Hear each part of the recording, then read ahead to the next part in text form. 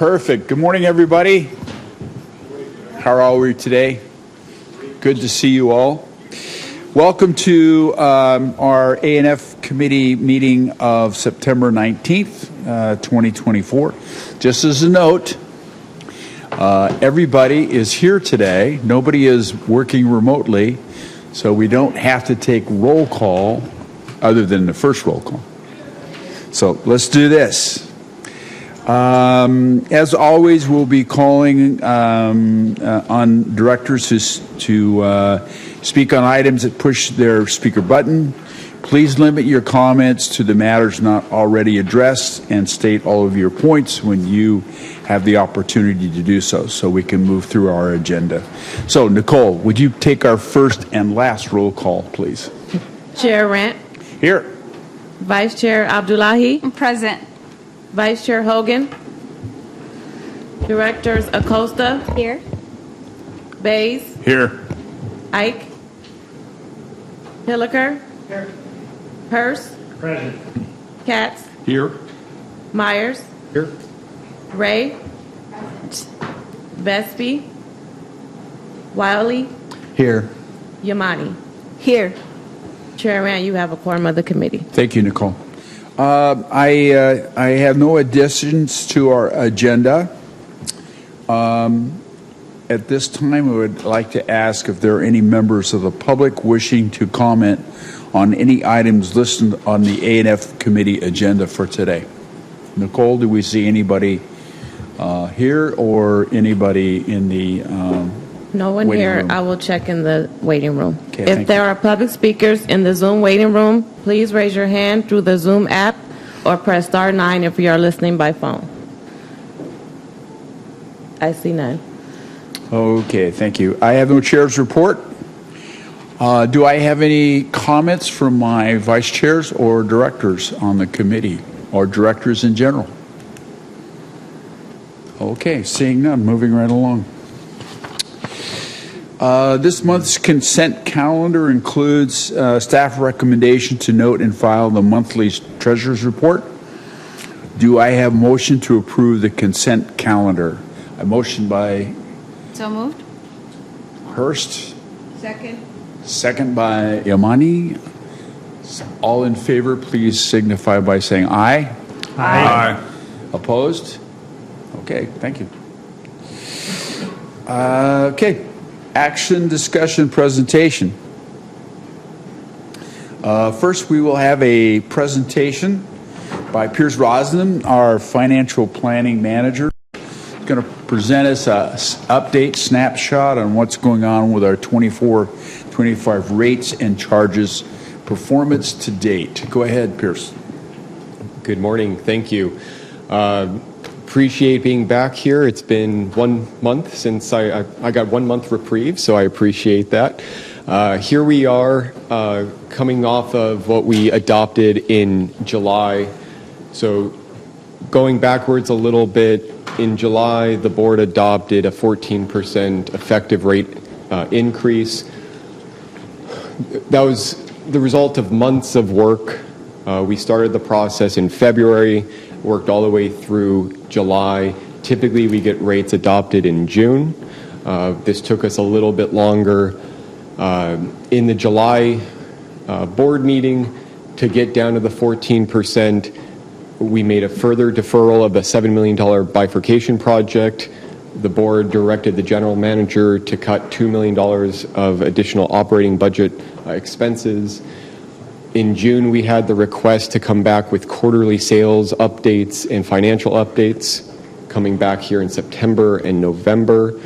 So that's why we're here today. And again, these rates will be effective January 1st of next year.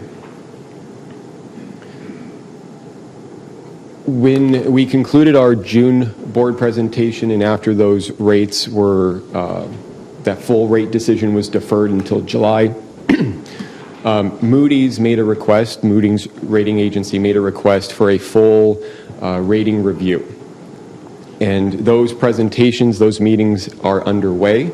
We met with Moody's in the end of August. We presented where we thought the end of financial fiscal year 2024 would end up, and the very early draft of the 5-year forecast. And a lot of that was building off of the financial roadmap that was presented to the board during the rate setting process, that roadmap to recovery. We're still waiting on potential action pending from Moody's.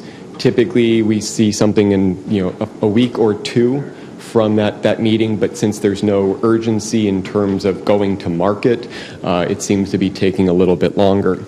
We have meetings scheduled with Fitch and S&P, two of the other rating agencies that we have. Those are scheduled for October. A lot of work will be done with finance staff to develop a 5-year forecast. That's in progress, and we're looking to finalize that ahead of meeting with S&P and Fitch. That presentation, the 5-year forecast, will be brought back to the board in November and shared with you then. There had been hopes to develop a long-range financial plan. Back in May and June, we had let the board know that if we didn't get the rating action adopted in June, that we simply didn't have enough time given trying to get the board to see everything, be an iterative process.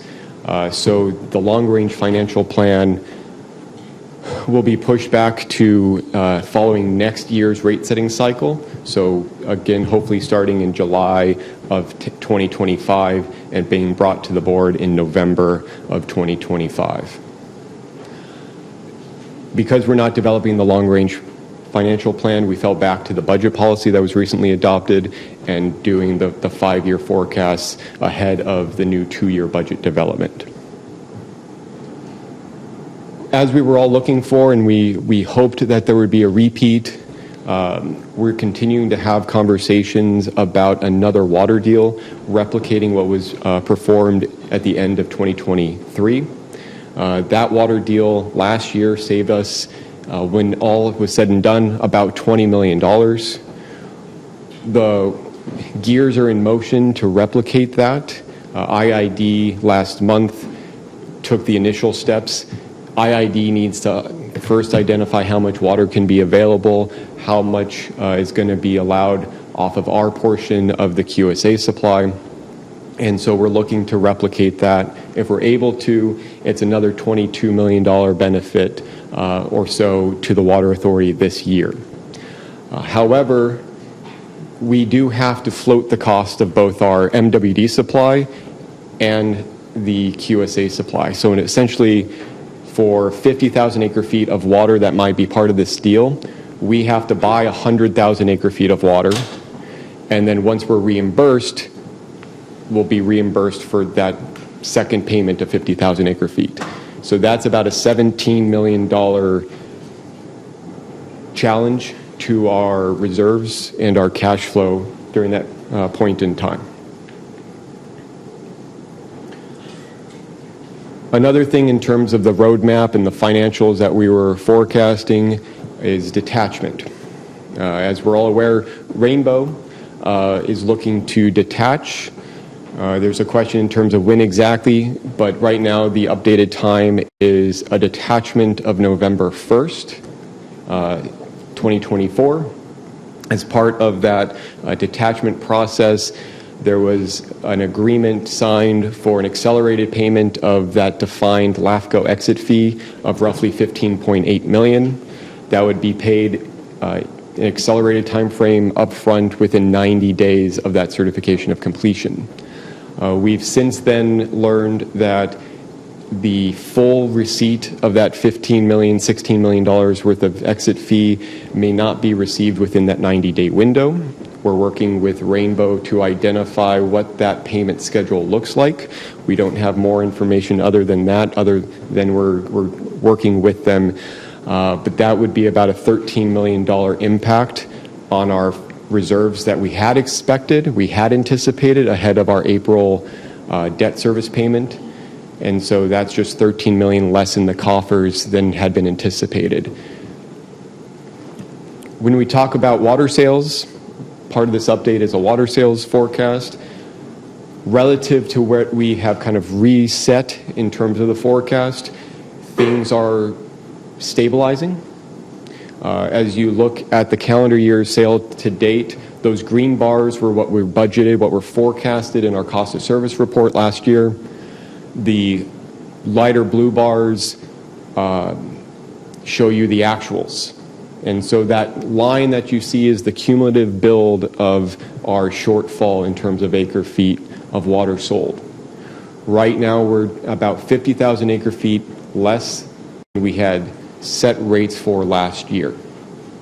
And of course, as we are highly dependent on variable revenue and those sales, that is an impact to our cash flows going forward. Now, to make things a little bit more challenging, the part of the rate setting process, we no longer develop our forecast in-house. We work with the member agencies. Water Resources provides a survey. That survey is returned in January of the year, and that's the starting number that we use for our rate setting process. Water Resources kind of scrubs that numbers. They revise it through April, and then they sent it back to the member agencies to confirm. The member agencies confirmed that number in April, but in June the board said, hey, resurvey. So Water Resources resurveyed, and that survey came back 17,000 acre feet below the April forecast that was used to set rates just 2 months ago. At 17,000 acre feet at our cost of water, that's a $25 million financial impact to the Water Authority in this current fiscal 25. You can see some agencies, agency by agency, some went up, some went down. You see the amount of volume that they changed in terms of their assumed purchases from the Water Authority in an acre foot basis, and then in a percent of their total. So some went up, some went down, but in net, we see about a 6% decrease, or nearly 17,500 acre feet from the prior guidance given. As such, we're going to really continue to monitor cash flows and reserves. That's critical for us. When we look at how we ended fiscal 24, over that fiscal year 24 period, we lost about $33 million of cash in our unrestricted funds. So our rate stabilization fund, our operating reserve, those funds dropped 13% in the fiscal year. We closed the year with about 99 days of cash, about $100 million below our target, or 34% below our 150-day target. Looking ahead, we understand that we have future challenges. We have an October debt service payment, so we pay debt twice a year.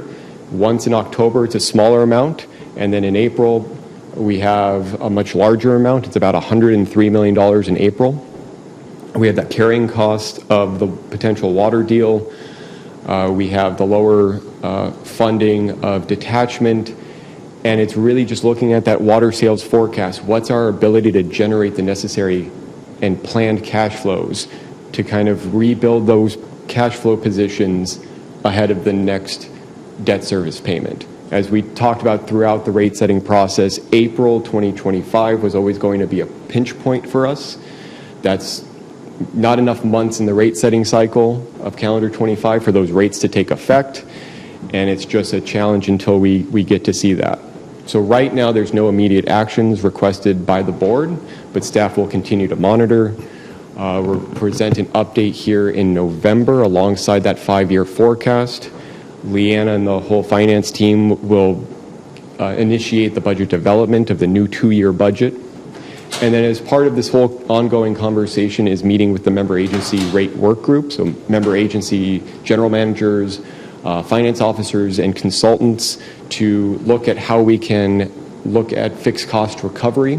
I know it's frustrating for the board to, when we go into the next rate setting cycle, we're not only focusing on how to recover costs that are coming on from metropolitan and inflationary pressures, but we're trying to repair and recover shortfalls of years past.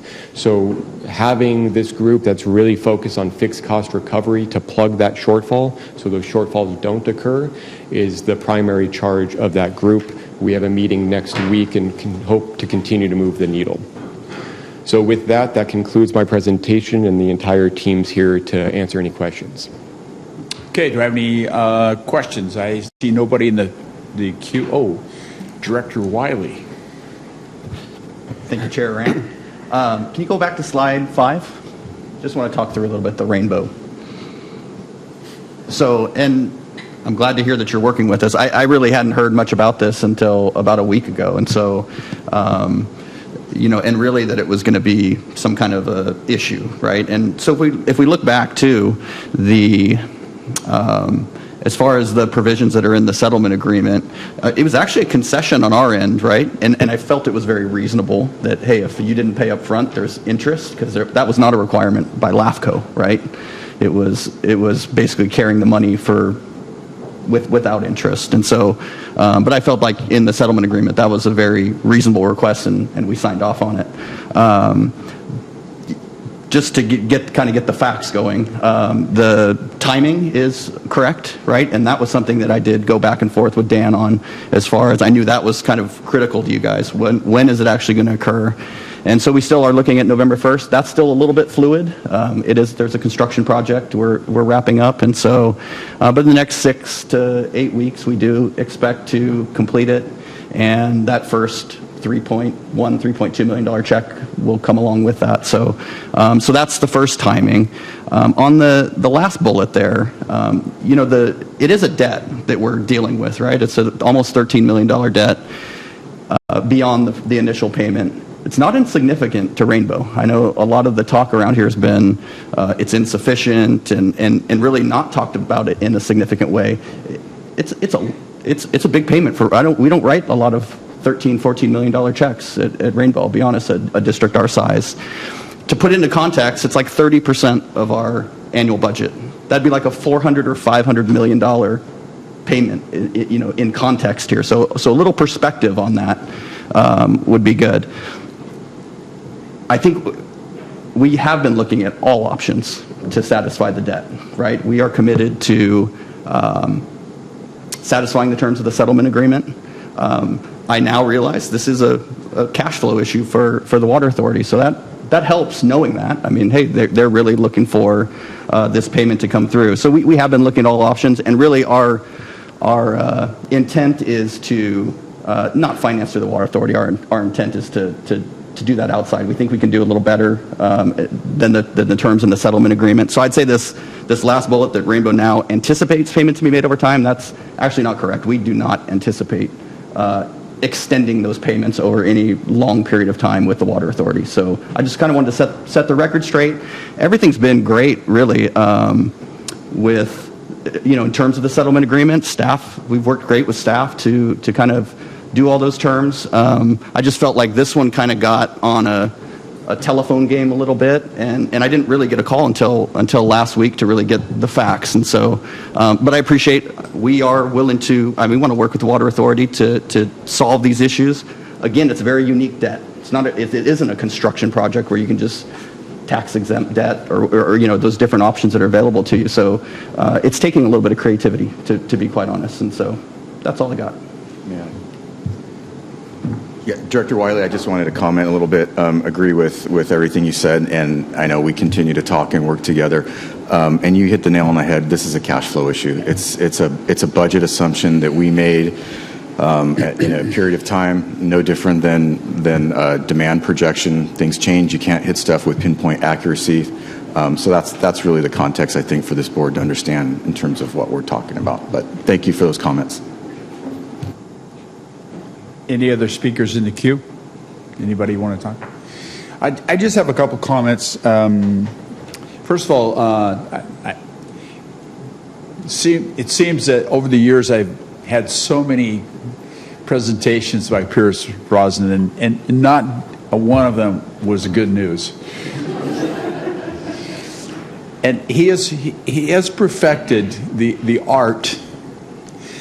He should have worked for Genghis Khan, explaining what improvements that Genghis Khan was going to make to the countries he was invading. So He's done a great job, and his sober and detailed explanations are really been helpful for me as chair of this committee, going through some interesting times.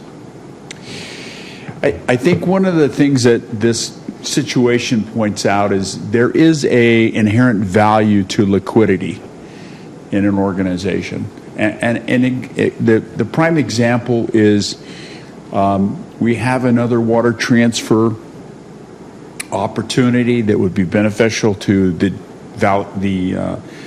Will Valley Center, the Water Authority, and the region, and then there's a question of will we have the money to make this work, and so there's an inherent value to liquidity, and I think we need to keep that in mind, and then finally, I'm a fan of looking at what are your costs, what do you think you're going to sell, and how do you meet those costs, and that's how you set your rates. And then you say, but if this happens, and then this happens, and then this happens, we can reduce that rate. Unfortunately, we've approached it from another standpoint. We've approached it from these things are going to happen, ergo we can do 14%. And I think we need to really think about that, because there are things that we're counting on that are totally beyond the control of this organization. Like one, the weather, the federal government, the state government, and so forth. So as we're about to re-enter the next 2-year process, and hopefully under a new chair, keep that in mind, is that we can be hopeful, but hope is not a plan, folks. We need to be sober about what we're facing and what we have to do to meet those challenges. So that's all I have. Still don't have any other speakers, so we'll move right along.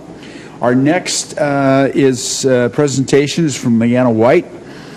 She's our budget and treasury manager. By the way, one last comment. Please take a look at the controller's report. It really delves into a lot of the detail behind Pierce's report, and it's an interesting read, and I would recommend it. So, having interrupted that, Leanna White, go ahead, and you will cover the professional services contract with Chandler Asset Management. Thank you. Yes, thank you. Good morning. This item can be found on page 17 of your board packet. I want to provide a little bit of a background first on why we have an external investment manager. Prior to 2014, we managed the investment portfolio in-house. And in-house, we primarily invested in Camp, LAIF, and Treasury securities. We did a full analysis on kind of portfolio management and if we could expand and greater our return on investment. So we contracted in 2014 with an external investment manager to diversify our portfolio, and they assisted us initially with medium-term corporate notes, expanding outside of Camp, LAIF, and Treasuries. We also were able to reduce the FTE working on the investment portfolio because we were provided access to CFAs, which we normally would not have access to in-house. And they provided us training to the board and to the MAFO group. And then in 2017, we diversified the portfolio even further and allowed the non-discretionary investment of both short and long-term investments with the external investment manager. Now, it's important to note that the contract is funded through investment earnings, and so anything that's invested that they earn, those fees for the external investment manager come out of those earnings. When we were able to diversify the portfolio, we substantially increased our investment earnings, essentially quadrupling the amount of returns that we were able to get.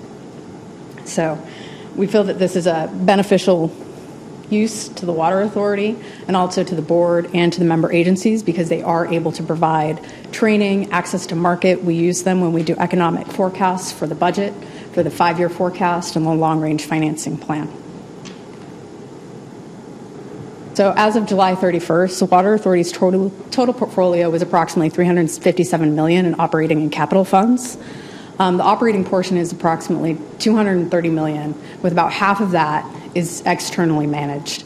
The external management is both short and long term, but they also have a core or a liquid portfolio that we have quick access to. So when we have debt service payments coming up in October and again in April, those are in shorter term liquid investments. And then a portion of the bond proceeds is also externally managed. Another thing that the external investment manager helps us monitor is our risk of arbitrage. So there are benefits to active management, but non-discretionary. So the external investment manager is required to obtain Water Authority staff approval from the Director of Finance Treasurer before making any investments. So they will provide us with recommendations. We will do an analysis on our cash needs. And if we feel that it's beneficial, we give the approval before they can make any investments. So they're not just going out and making investments just on their own without our approval. They also do a credit analysis, making sure that that is within our investment policy. They do help us analyze the investment policy, make sure it's up to code, California government code for investments. And they monitor portfolio performance against the benchmarks, which you see in the Treasurer's report each month.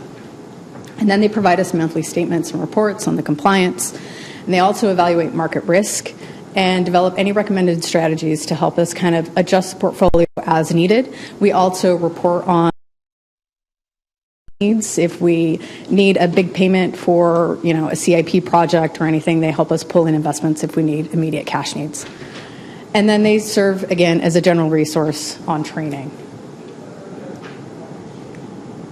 So today our staff recommendation is to authorize the general manager to award a professional services contract to Chandler Asset Management for non-discretionary investment management services for a period of 3 years with an option to extend for an additional 2 years for a not to exceed amount of $550,000. Thank you very much for the report. Director McMillan. The managed versus unmanaged portfolios is big in the literature of finance. We agree, right? And all of the literature seems to indicate that buying an index or buying an exchange-traded fund is cheaper in the long run. So why are you hiring a manager? I mean, you have an index because you measure yourself against an index, so you have some index that you think you want to do. So why are we spending this money and by the time we vote this afternoon, could you show us the literature where managed funds do better? We can come back and show you the improved reports and the improved investments that we've had since 2014 on the external management. But also they provide us a greater access to market that we would not have those expertise in-house to be able to manage. And as I mentioned, it did allow us to eliminate an FTE that was working on the portfolio. And the annual fees in FY24, we only spent approximately $130,000 in the external management, which is less than what we would spend on an FTE or a CFA if we wanted to hire a CFA in-house. The Water Authority's portfolio is also rather small. So it provides us the greater access and expertise to market. No, and I would agree on all the positive things you say. It's been shown that these exchange funds and everything, they have all those same abilities. They have experts and they have billions of dollars they're investing. So I'm torn on this one because I'm sort of an index guy or ETF.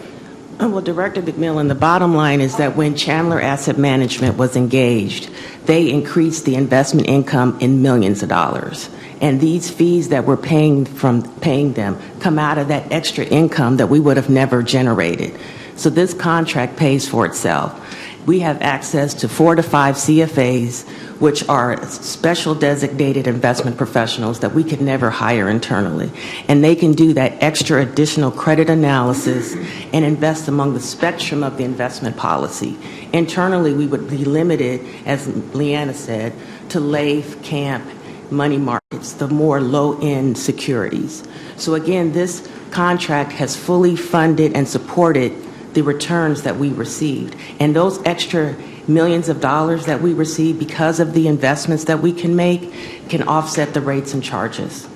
Yeah, I mean, my argument obviously is that you were getting a low return. If you'd been in an ETF or one of the others, you would have had a higher return anyhow. So I just question them. I mean, the literature is totally in favor of Well, I disagree with the non-managed literature funds. that you're citing. I mean, before I was working at the Water Authority, I worked at the county, and we had, at the time, $6 billion investments. Now, when you have a portfolio that size, then you can have internal staff to manage the portfolio on a day-to-day basis. But when you have a portfolio size that's $300 to $400 million, you can't lend the expertise to getting the true professionals to invest the money to get the greatest return. And that's why smaller portfolios, and you'll see up and down the state of California, smaller portfolios that have $500 million or more generally do have external managers to invest the proceeds. And that just makes more sense because you don't have to have the internal staff. We also had a Bloomberg contract that we were using, over $200,000 that we were able to eliminate. So again, the cost of this contract has far exceeded the returns that the Water Authority has gained. No, again, and if you could show me some studies or something, I'd Well, we appreciate it. can show you the returns that we made versus your what we have. returns are internal. I mean, it's like people at my board, when something comes in $1 million less, they say, "Oh, staff, you were wonderful." Well, maybe we overbid. You know, I Well, mean, we I don't don't have know. access to ETFs. As you know, in the government code, we're limited by fixed income. So, Right. so your comparison does not compare. Well, but you have an index that you compare your return to, so you believe that's a true statement. Yes, we do think that we have an appropriate benchmark, which is I would suggest that between now and the board meeting, if there's information or data that we have, that you share that with Director McMillan. Seems to have some great concerns about this move, and so this back and forth is interesting. But I think we should take a sidebar and you guys work it out, and then you can determine how you want to vote, and later on in the board meeting. Director Yamani. Thank you. Through the chair, I just wanted to ask, what's the benefit of a 3-year contract? it's standard to have a 3-year contract with a 2-year renewal. That's just the general practice of the Water Authority whenever we enter into a professional services contract. Yes. Thank you. Thank you. Chair Katz. Yes, I want to thank Leanna and Lisa Marie for this presentation. I think this makes a lot of sense, and it's the right way to go, and I move approval of this recommendation. I have a motion. Do I have a second? I have a second by Director Hurst. Director Leahy. Thank you. And just to Director Millen, it sounds like you're a bogglehead, which I would give you a thumbs up. But yeah, the City of Oceanside uses Chandler Investments and has been very happy with their performance, and then just comparing their fees. So their fee schedule's on page 163 of the packet, which thank you, Tish, for pointing that out to me yesterday. But just to point out that assets in excess of $250 million, the fee itself is only 0.03%, 3 of 1%. So they're pretty manageable, which normally in personal finance, you would be charged about 1% for an active management program. So I think for such a large investment portfolio, this is pretty standard and typical. Thank you. I have no more speakers in the queue. I have a motion and a second. All in favor, please signify by saying aye. Aye. Aye. Opposed? Okay, moving right along. Our general manager will now present the annual report on the 2023-2027 business plan performance. So, Dan, go ahead. Yeah, thanks, Director Rant. So I just want to tee this up for our Administrative Services Director, Jason Foster.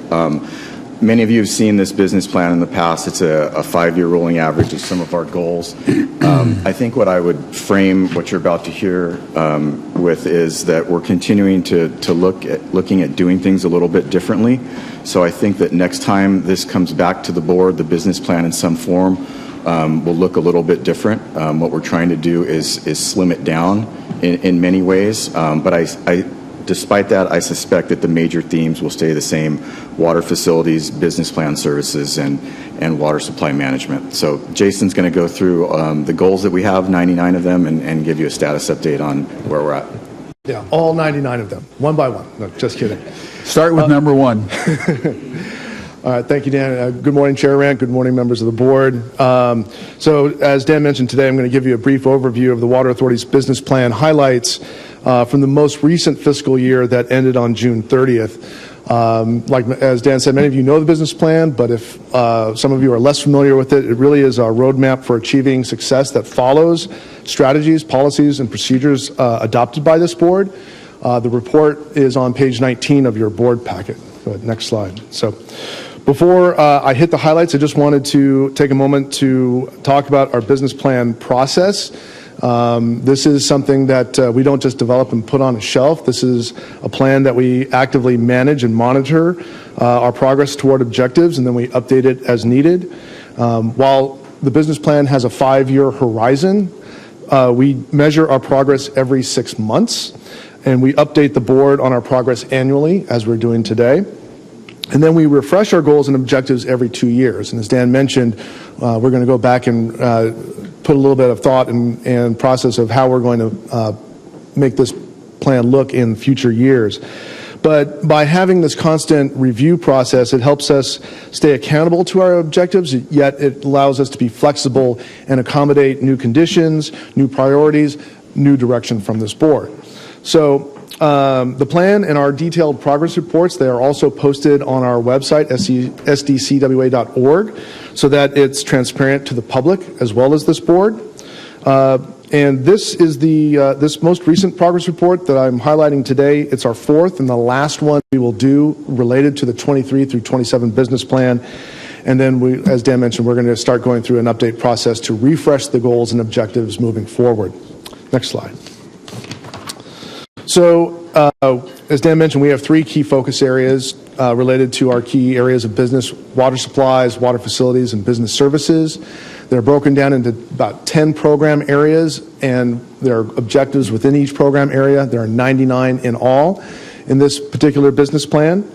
And so now we'll get into looking at the progress that we've made within this last year. So next slide, please.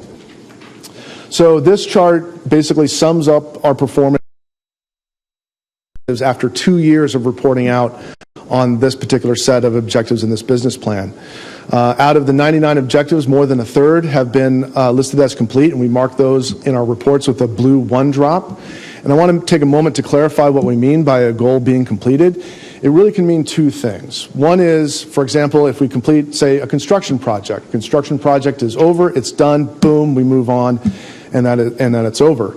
But we also have objectives, many of them in water management or in finance, for example, where we set out objectives to achieve certain milestones within the timing of the business plan. And if we achieve that milestone, we'll mark it as complete. But that doesn't mean that the work on that particular objective is over.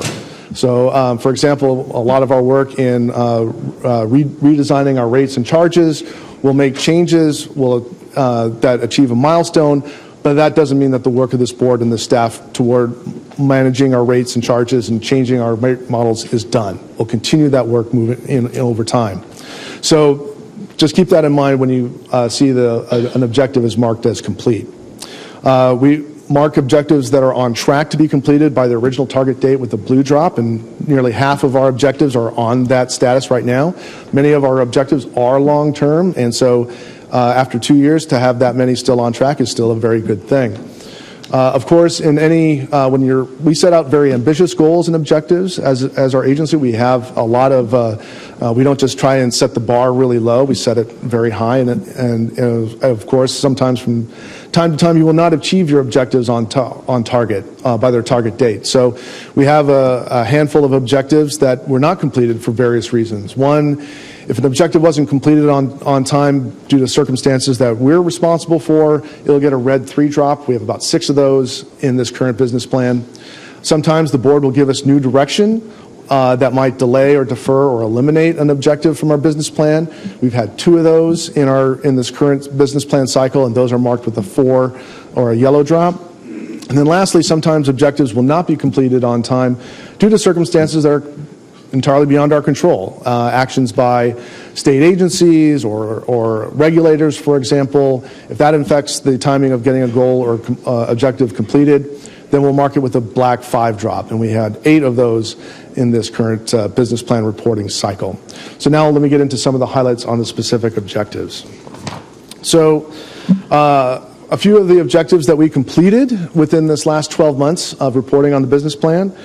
In December, we entered into a landmark water exchange agreement over some of our Colorado River water supplies to boost water levels in Lake Mead and combat upward pressure on wholesale water rates, and that allowed us to say that our goal of developing new storage or management options for Colorado River supplies was completed. But as Pierce mentioned earlier, and those we're still working on new water deals and new water management solutions, so that doesn't mean that our work in that arena is over.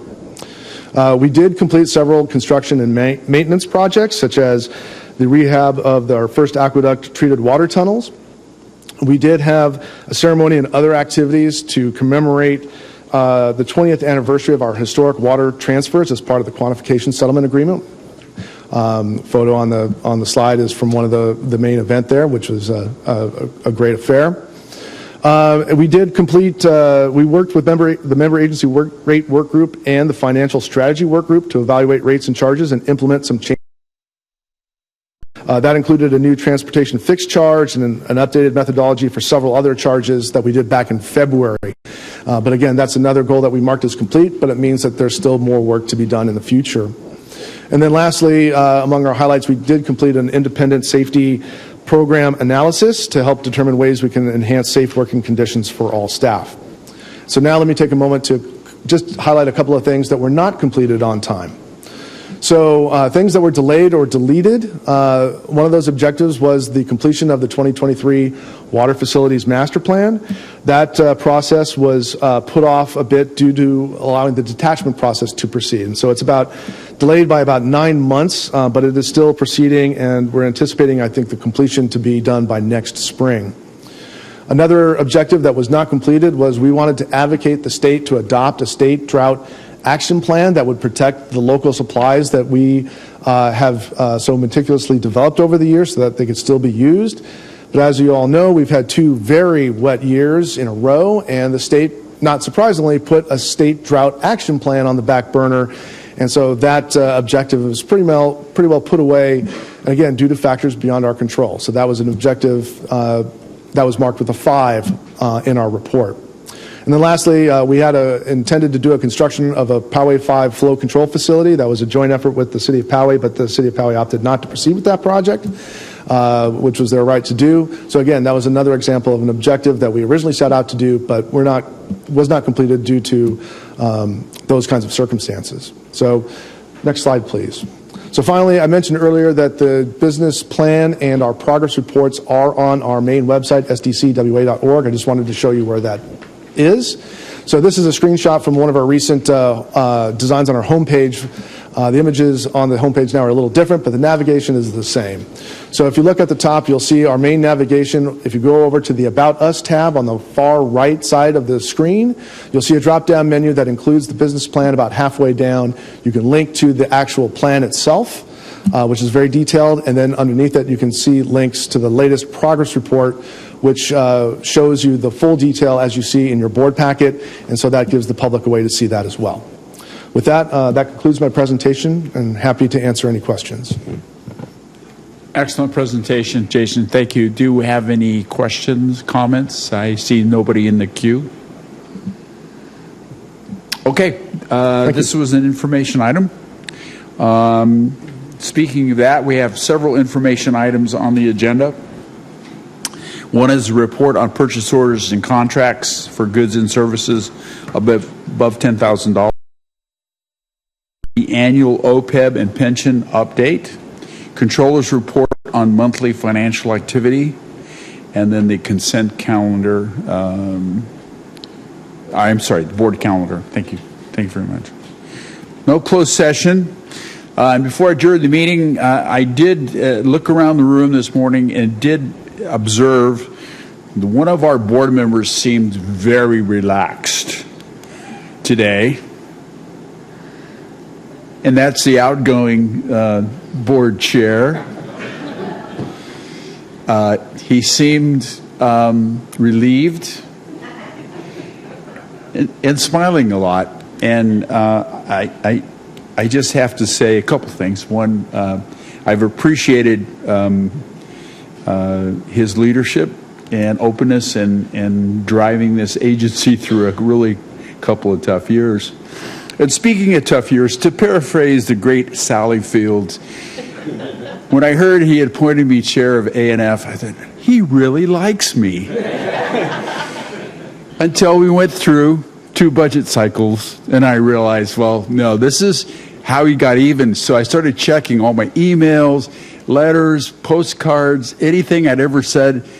Why is he trying to get even with me? And I could never find out why. So he's going to have to explain that to me at some point.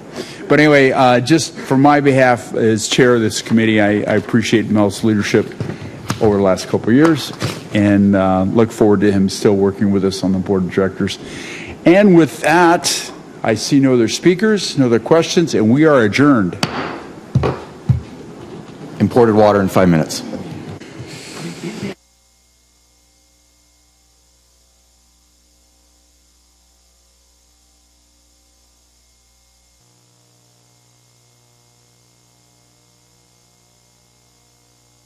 All right. Let's get started with imported water.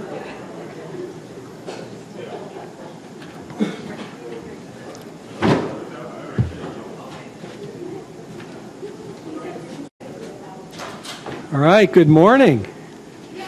Hey, 4th time's a charm. Welcome to the Imported Water Committee meeting for September 19th, 2024. As we discuss the items on the agenda today, I'll be calling on directors who raise their hands to speak. Please limit your comments to matters not already addressed and state all your points when you have a chance to speak so we can move through our brief agenda that we have today. Marisol, can you please call the roll? Yes. Chair Miller is absent. Vice Chair Medaffer. Vice Chair Myers. Present. Directors Castañeda. Here. Croucher. Bonsakai. Present. Heidemann. Here. Hogan. Katz. Here. Kennedy. Here. Quirum. Scalzetti. Serrano. Here. And Steiner. Do we have a quorum? Chair. Yes, we have a quorum. All right. Additions to the agenda. I do not have any additions to the agenda. Public comment. At this time, I'd ask if there are any members of the public wishing to comment on any items listed on the Imported Water Committee agenda. If there are public speakers in the Zoom waiting room, please raise your hand through the Zoom app or press star 9 if you are listening by phone. Chair, I don't see any speakers. Okay, seeing none, we'll move on to a chair's report. The Water Authority hosted the Colorado River Board of California's monthly meeting here at our Kearney Mesa office last week. You'll recall that in August, the Water Authority provided board members a tour of San Vicente Dam and facilities, followed by the CRB board meeting held at the Poway City Council chambers. Thank you again, Poway, for that. It's great when our Colorado River partners visit the San Diego region and are able to see firsthand how we effectively manage water and support the river. I think it's really important for everyone to have good perspective about all the efforts that everyone's making, including us.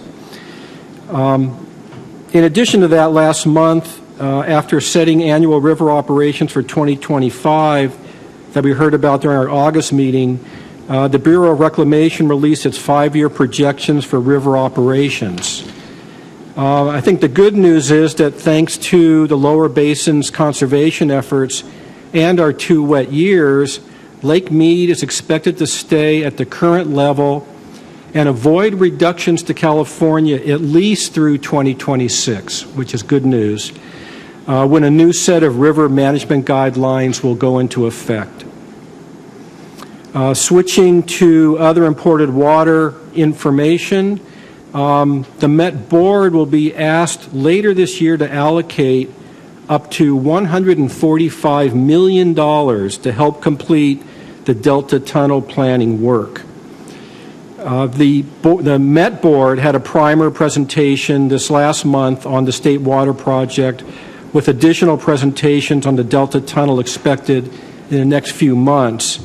Importantly, next month, we will have a chance to hear about the State Water Project and Tunnel Project when staff from DWR and the state water contractors visit our board next month. So I think that's an important meeting.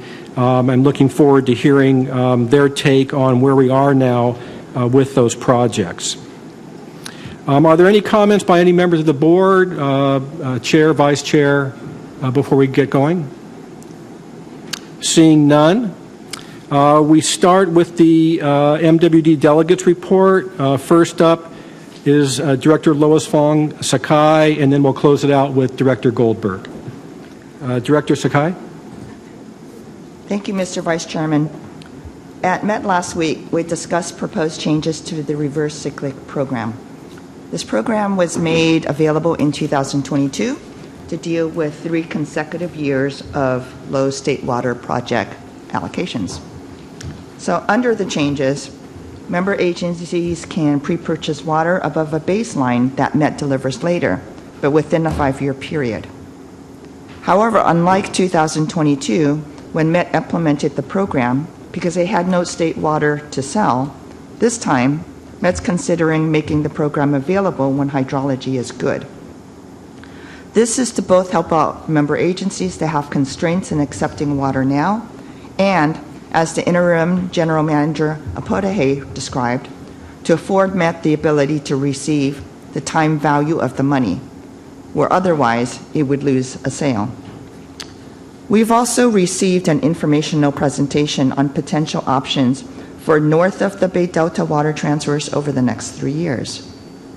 Here, we'd pay 2 agencies with pre-1914 water rights a total of $500,000 for rights of first refusal for up to nearly 53,100 acre-feet of water annually before through Delta carriage losses. So there's a question as to if Met will even need this water, since we're projecting that we'll end this year with a record high storage of more than 3.7 million acre-feet. Also, this water may not be available if there's a repeat of the 2020 to 2022 drought, when Met was unable to deliver water to its state water project dependent areas. So we will pay an option cost of $500,000 for water that would cost between $720 and $1,300 per acre foot before pumping it through the state water project, depending on if the state water project allocation is above or below 20%. So just a note, so the actual costs are $600 per acre foot and $965 per acre foot, and the above range assumes 20% and 35% through Delta carriage losses, respectively. At this time, staff is expected to bring this proposal back next month for board approval. We'll keep you apprised. And I'll turn this over to my colleague, Director Goldberg. Thank you very much. I will attempt to channel my fellow delegate, Tim Smith, in part of my report. At our last Met meeting, we authorized an agreement amendment with the LA County Sanitation District for Pure Water SoCal that increases sanitation share of treatment responsibilities from about 5% to about 40%. Sanitation is now responsible for treatment to the tertiary level, something likely needed to comply with regulations coming down the pipeline. In the next month or so, the board will also be asked to consider accepting a nearly $100 million federal grant that requires 3 times or $300 million in matching funds, which you know is not in our budget. Since the board has not yet voted to implement Pure Water SoCal, we've asked staff to negotiate a condition with the feds that if we accept the grant but shelve the program, we won't have to return the funds. We'll be watching to see if and how Met can leverage the grant to benefit its ratepayers when staff brings the grant agreement for approval. Also, I think you've heard me report on Met's Climate Adaptation Master Plan for Water effort, which is currently being discussed at Met's CAMP Task Force. The task force includes both board members and member agency general managers, including our very own director, Lois Fong Sakai, and GM Dan Denham. The purpose of CAMP is to integrate Met's climate, resources, and financial planning and align it to our member agencies' needs and plans. I continue to hear feedback from CAMP members that the process is getting too complicated and people don't understand what we're doing. At the last task force meeting, I shared the importance of having a plan that we understand so that we can build a constituency that is able and willing to sell this plan to other stakeholders and to ensure that MAT actually uses it to achieve its purpose. I encourage CAMP task force members to speak up when they don't understand or don't agree with something so that we can go back and build consensus. Several board members, including from LA, West Basin, Orange County, and Western, all shared some hesitancy in their understanding of the CAMP process thus far. I think it was good for Met staff to hear that, and hopefully they'll adjust to that feedback. We also received a presentation on the population projections used in CAMP scenarios. I personally asked for this presentation because Met staff had said that population growth is one of the primary drivers of water demand. And I've seen recent forecasts that suggest SoCal's population growth is trending flat or even slightly downward. Met's CAMP resource development targets are currently based on high growth, high demand scenario, which projects population in Met's service area to grow by more than 30% from about 18.6 million people to nearly 25 million, resulting in a projected Met supply gap of 1.2 million acre feet by 2045, only 20 years from now. Several board members are concerned about planning for this worst-case scenario that really seems to be bucking current trends. As you know, Met's current demand is less than 1 million acre feet. I continued to suggest that there were other worst-case scenarios, including when we invest in infrastructure and supply that we don't need. Since CAMP is supposed to be adaptive to changing conditions, and staff said it will be done through CAMP's signposts, which are to be updated by the end of the year, I am anxious to see an example of how Met will evaluate potential projects and programs so that we can all be on the same page. Thank you, Chair. Thank you. Any questions or comments? Seeing nothing in the queue, we will move on to the one information item. Director Lyons. I'm sorry I was a little delayed, but I did have a question. If, Gail, you could expand a little bit. But you were saying that the population projections were around 18%. Did you say what those were based on? I mean, is there some other entity that does regular population projections? Yes, I think that we were using the population projections that are initially created by the State Finance Department and then sent to the local planning and transportation agencies like the Southern California, and our SCAG and here. So that's the genesis of the population projections. And I think that the thing to remember is that the projections that went into the scenarios were projections that are about 5 years old. And we have seen a significant change in our expectations for population growth over the last couple of years. Thank you very much, and thank you, Chair. I'm not on this committee. I appreciate the opportunity. Okay, of course. Director Arant. Yeah, back to Director Fonk's report.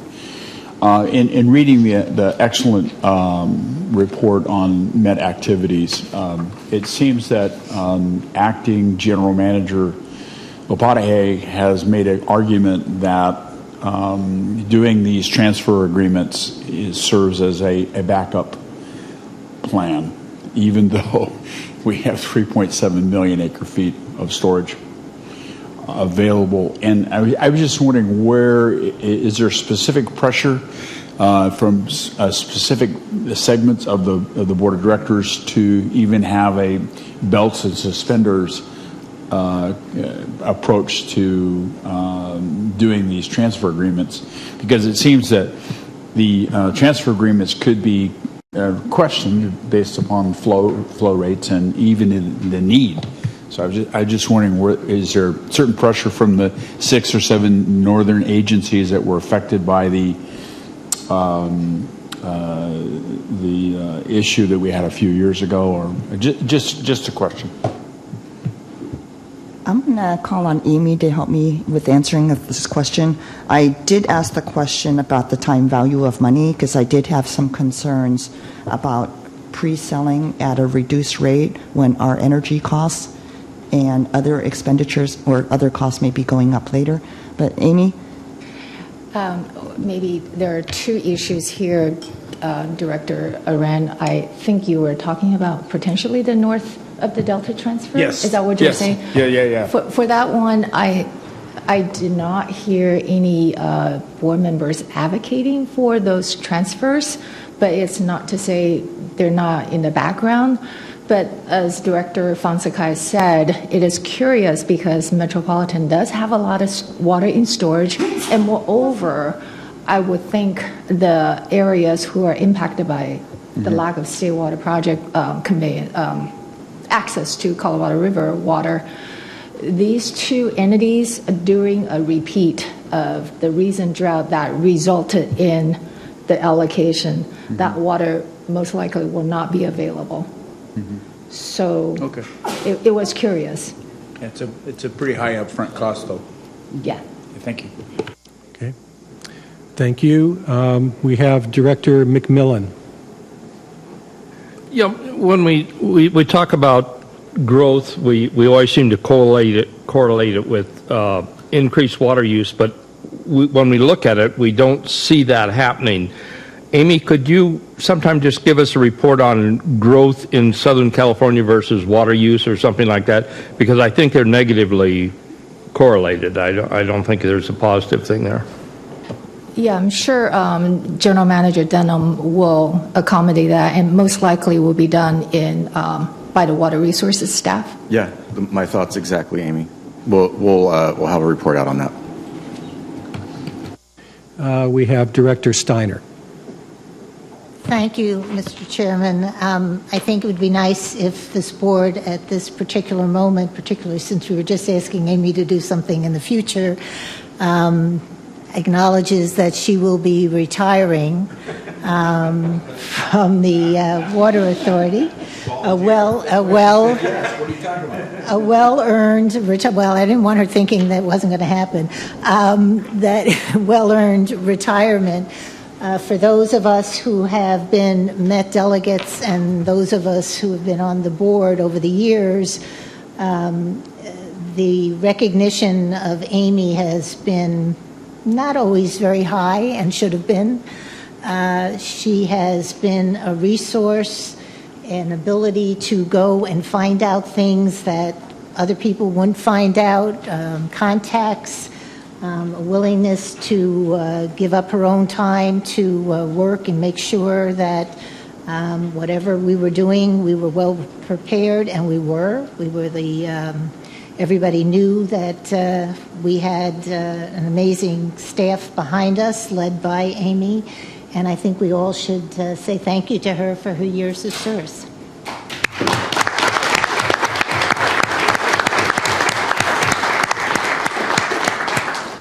Thank you, Director Steiner. I know we all share in that. Director Buckowitz.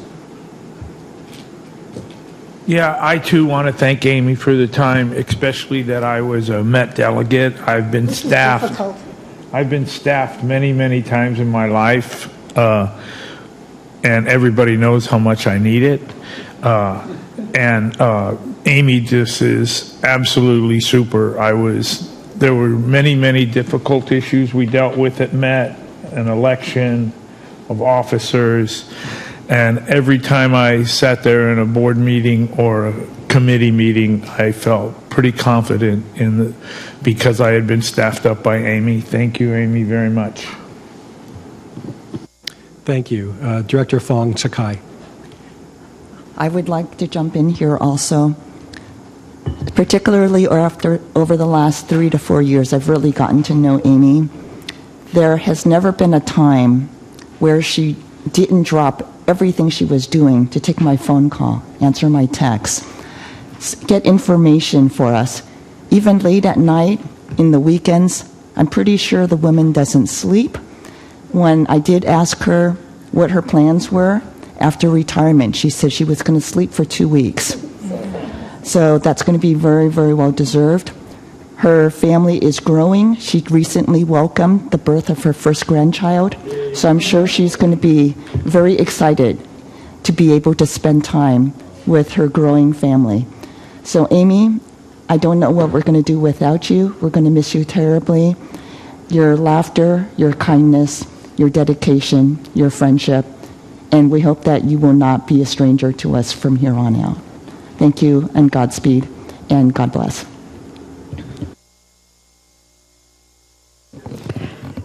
Thank you very much. Well, as a current delegate, I have to jump in.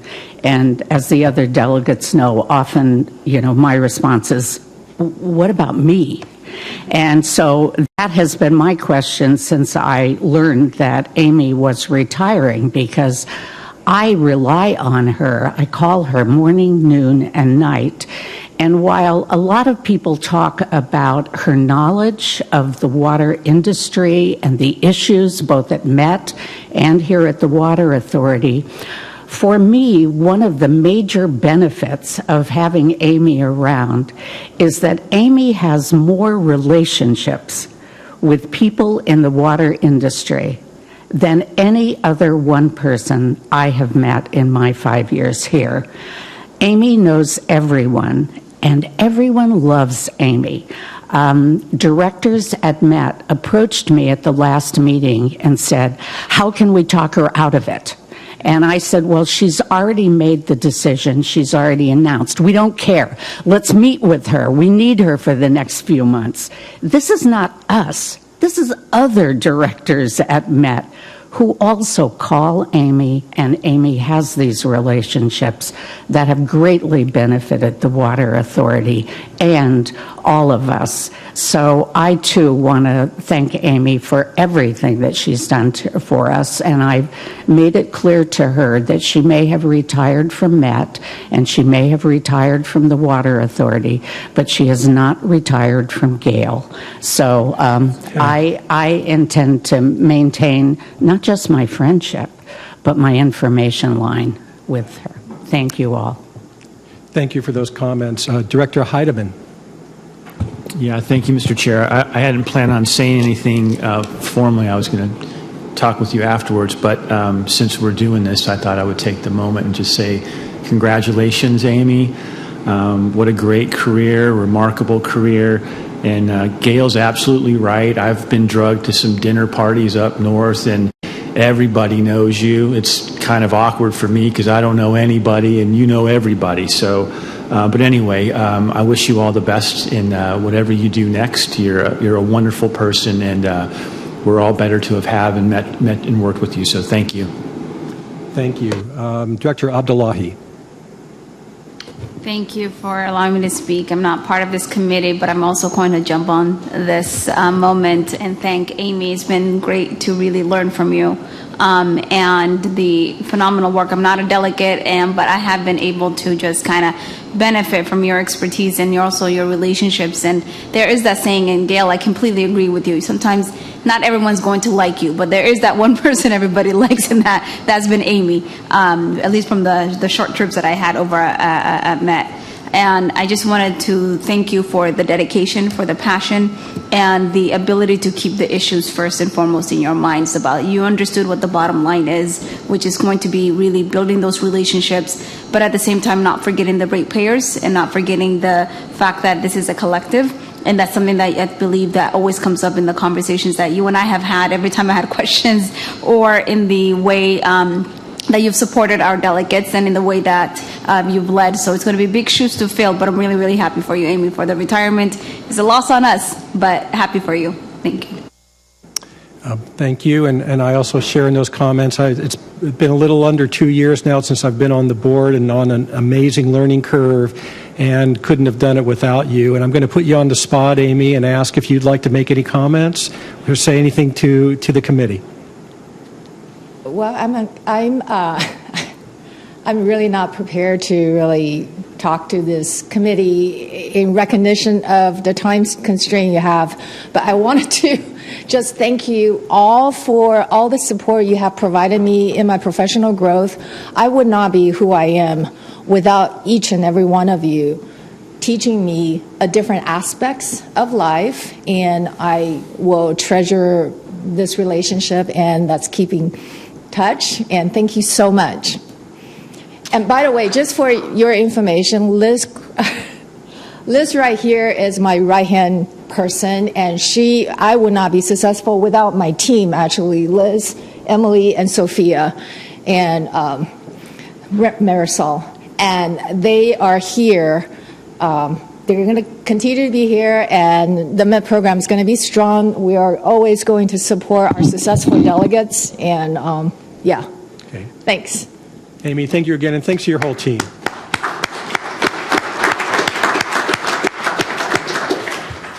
Well, I guess moving on with the agenda, information items, we have the Colorado River Board Representatives Report, and I'll just refer you to the board packet for that report. Unless there are any questions or comments regarding it before we move on? Seeing none, we move into closed session. Thank you, Chair. We will now adjourn into closed session.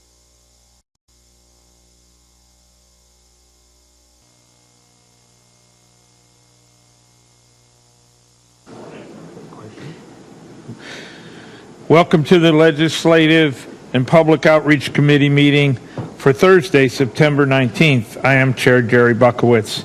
As we discuss the items on the agenda today, I will be calling on directors who push their speaker button.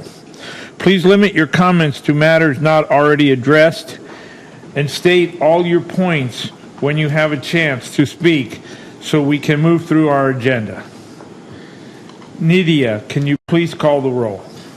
Chair Buckowitz. Present. Vice Chair Ray. Present. Steiner. Here. Directors Acosta. I'm here. Croucher. Ike. Hilliker. Here. Leahy. Here. Lines. Here. Medaffer. Quaylen. Here. Serrano. Here. Whitburn. Yamane. Here. Chair, you have a quorum. Thank you. I do not have any additions to the agenda. At this time, I'd like to ask if there are any members of the public wishing to comment on any item listed on the Legislative and Public Outreach Committee agenda. If there are public speakers in the Zoom waiting room, please raise your hand through the Zoom app or press star 9 if you are listening by phone. Seeing none. Seeing none, I'll move on to the chair's report. On August 29th, the state legislature approved SB 1342, sent it to the governor's desk for his approval. This bill, which was sponsored by the Water Authority, designates the San Vicente Energy Storage Facility and the South Bay Sewerage Treatment Plant projects as infrastructure projects, thereby granting them certain streamlining benefits under CEQA. We look forward to the Governor's approval of this bill for the benefit of these two important projects. Are there any director's comments? There are no items on the consent calendar. There are 2 action discussion presentation items this month.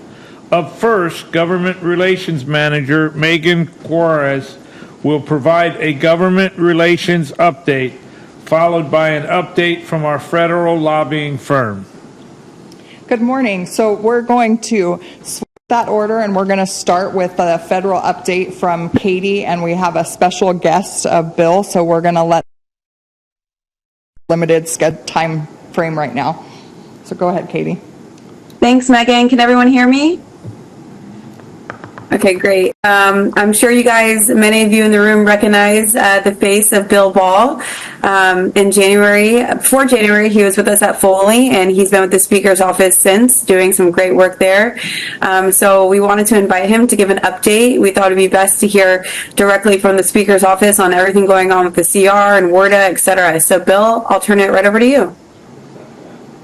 Good. Thank you, Katie. It's great to see you all, albeit very small on the screen.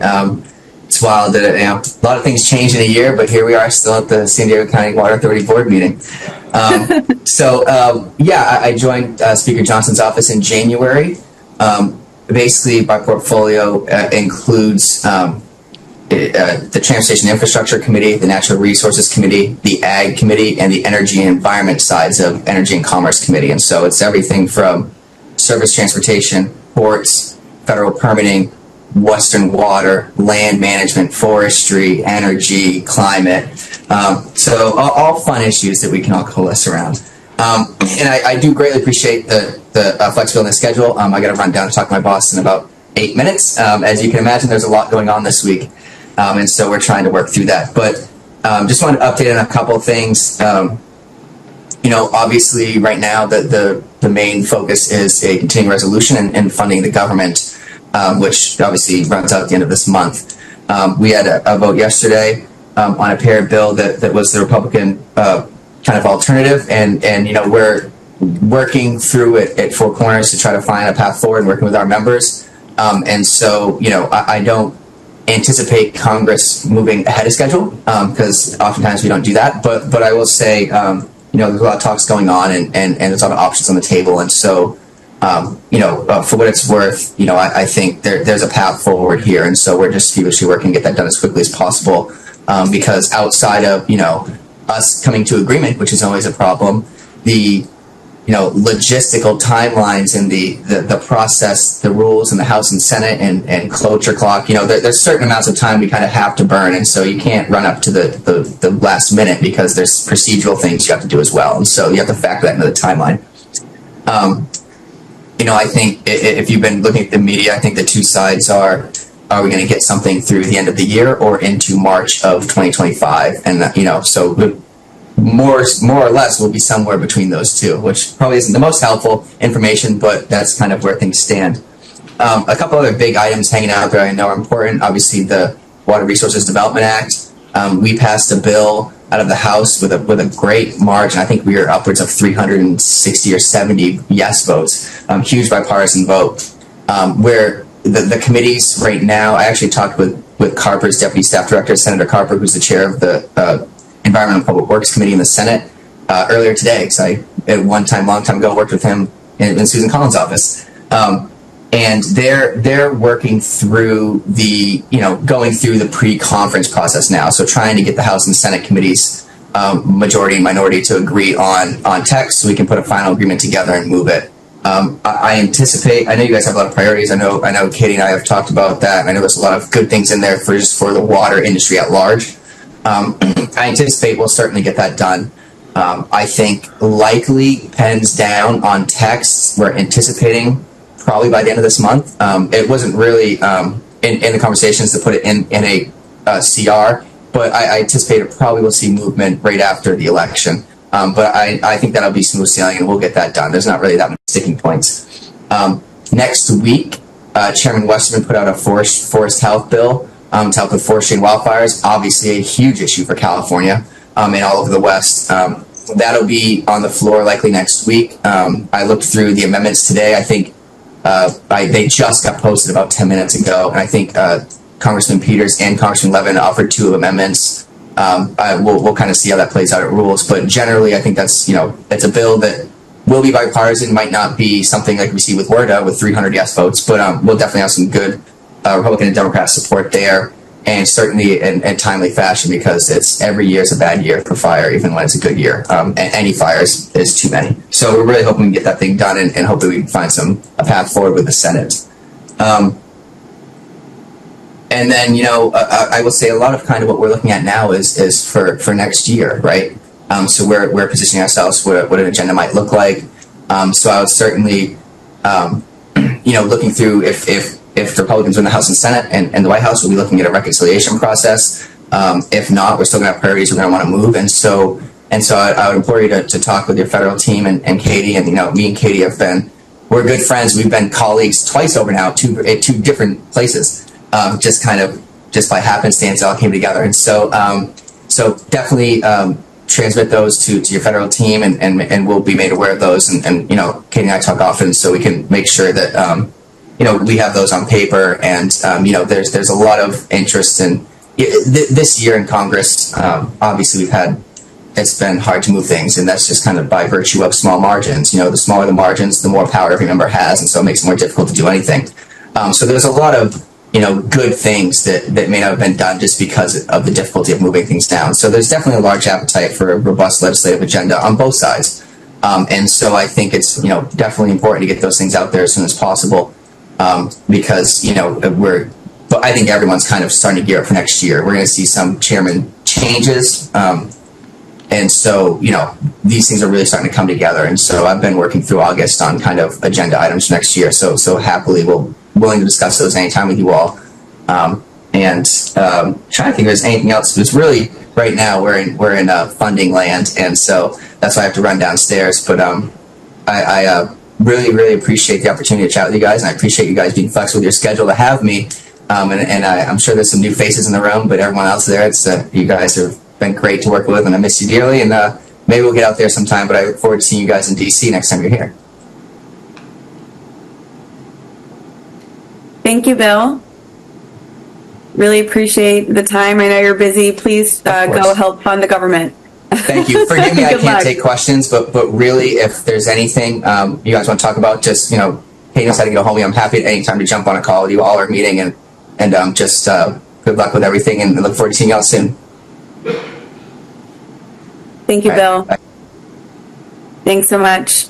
Just real quickly before I turn it back over to Megan, as Bill said, all eyes are on the CR and how long it's going to be, but the appropriations, earmarks and projects that we've been working on are still in play. It's just a matter of how long the CR is going to be.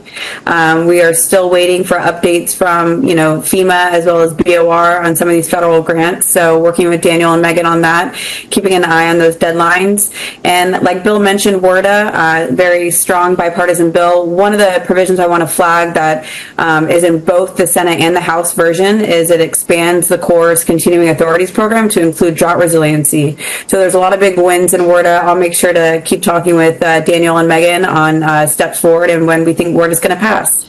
If anyone has any questions for me, please let me know. If not, Megan, I'll turn it back to you. Thanks, Katie. Any questions for Katie? Don't see any, so I will move on and just have a couple of quick updates before we move to the next item. On the federal side, as we continue to look at different funding opportunities that might be out there, we had a meeting with the Department of Transportation, which is, it's a meeting I haven't had in the water world before, but the reason we did that was when we were submitting community funding grants this year, projects for submission to our representatives. Representative Vargas's office asked me to change one of our applications, and she was looking at it saying that it would meet, because of one of our projects, Moosa Canyon Project, and impacts that could happen to Highway 15, that it might fit into a Department of Transportation bill, and then ultimately it actually went through HUD is where they submitted it. So it was kind of this whole thing. So we thought, hey, is there other funding opportunities that we can go after for grants? So in that meeting, there really isn't anything that we could directly go after, but it opened our eyes to some other partnerships that we could have within the county, and then maybe do some joint projects in the future. So just, we're trying to uncover any funding that we can, and so trying to be creative, meeting with these different agencies. And then following that meeting, we did a follow-up meeting with Representative Vargas's staff, who we've been working with, just to kind of give them an update on where we are, find out how things are going on their side, if they needed anything from us as they're trying to keep moving our request forward.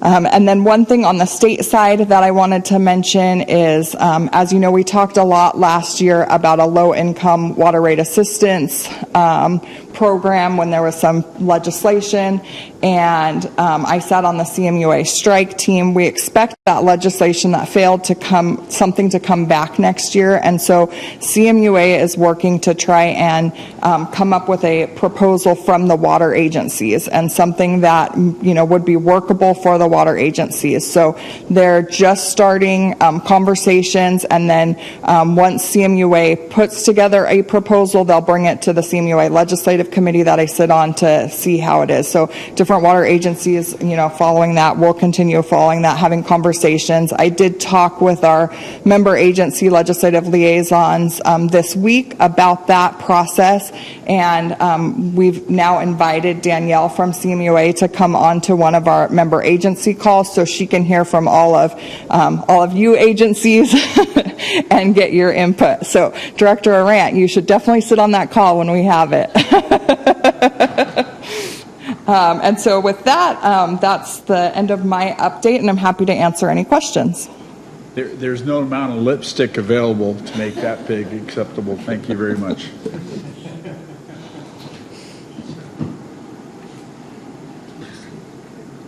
Nick. Thank you, Mr. Chair. I don't have a question, but actually just more of a comment. Some of you may have saw in the news recently that the city of San Diego was awarded, was selected to receive, I should say, $240.6 million for dam infrastructure improvements. The city is obviously tremendously excited to be selected for this, to receive this significant amount of money from the U.S. Army Corps of Engineers, and it will go towards building a new Hodges Dam. And I want to just, I guess, mainly underscore that, we've reported to you all several times about the opportunities that this agency has taken to go to Washington, D.C., to go to Sacramento, and to uplift specifically funding for dam improvements and dam safety. We've spoken to basically anyone who would listen, from the Bureau to FEMA, and even members of Congress, to say that this is a need that we specifically have here in San Diego County. And so I would just say that, I would draw a direct line from this agency's advocacy, the work that we've done with our congressional delegation, to say that I think that speaks to the success that we are having in D.C. and Sacramento, working together, being a unified voice to say that this is a need here. And I also say it because I believe that this is what needs to continue going forward. I think, as Megan mentioned, we have projects that we can be advocating for. We have a congressional delegation that is responsive, and I think we have a lot of opportunity on the table for us to be pulling down those dollars from both Sacramento and D.C. But I say that just to say that I think this award underscores the importance of us being in those places from time to time. And I can think of just as most recently when we were in D.C. as part of the Regional Chamber of Commerce delegation meeting with the Bureau to uplift this. So I just want to just say thank you to everyone who's been doing that work, who's been working with our congressional delegation. It really is important because it can be a direct benefit to the people that we serve here. So thank you. Next, Megan will provide an overview of the request for proposal process and the state advocacy contract recommendation. Okay, so I will move on to this item. As I've reported in the last few board reports, it was time to go out for requests for proposals on our state advocacy contract. Our current contracts expire on October 31st. To give you a little bit of background, currently we have two firms, Lang Hansen, Giroux and Cadane, and California Strategies. Those contracts were approved in March of 2021, and for each firm we pay $20,000 a month for a total of $40,000 a month. So as we released this request for proposals, we released it onto our BidNet, which we use for all of our RFPs. We also advertised it on the Capitol Morning Report for 1 week. That is a report that most people in Sacramento are reading. And we had questions that were due by June 20th. We did not receive any questions from any firms. And then our proposals were due July 15th. We had four proposals that we received, but only 3 met our qualifications, and so we interviewed all 3 firms. Those firms included California Strategies, Lang Hansen, Giroux and Cadane with a subcontractor of Hearst, Brooks and Espinoza, and then Resolute with a subcontractor of Majority Advisors. Interviews took place at the end of August, and I've listed on our PowerPoint our interview panel. We had an internal staff panel with our government relations team of myself and Daniel, our GM's office with Jamie, and then we had Nina Kuzmich, our Director of Engineering, Mina Westford, Director of Strategic Initiatives, and Elizabeth Lovestead, our Water Resources Manager. We really wanted to have those different areas because they are areas that will interact at times with our lobbying firm, whether it's on energy issues or regulatory issues. So just had a good broad staff interview panel. And then we had Danielle Blassett-Hayden, who's the Deputy Executive Director for the California Municipal Utilities Association. Did they name her? Oh. The incoming executive director, as the current executive director retired. So she has been working with CMUA for a long time and has really broad knowledge of who's in Sacramento, what's happening, the doors we're trying to get into with water. So it was great to have her insight on the panel. We had a series of different questions, going from background on the firm, their familiarity with San Diego, relationships that they have within the administration, the legislature, San Diego, and regulatory agencies, funding strategies, as we just talked about, that's one of our big priorities. So talked about what their strategies would be and also their legislative strategies. So there was a total of 9 questions that were worth 5 points each. And so with the firms that we had and all of our interview scores, Resolute was the highest scoring, as you can see, with a total of 274. And then the other 2 firms, those are their scores represented. Just to give you a little bit of background on Resolute and then their subcontractor, Majority Advisors, their full service advocacy, they've worked a lot in the state legislature and governor's office.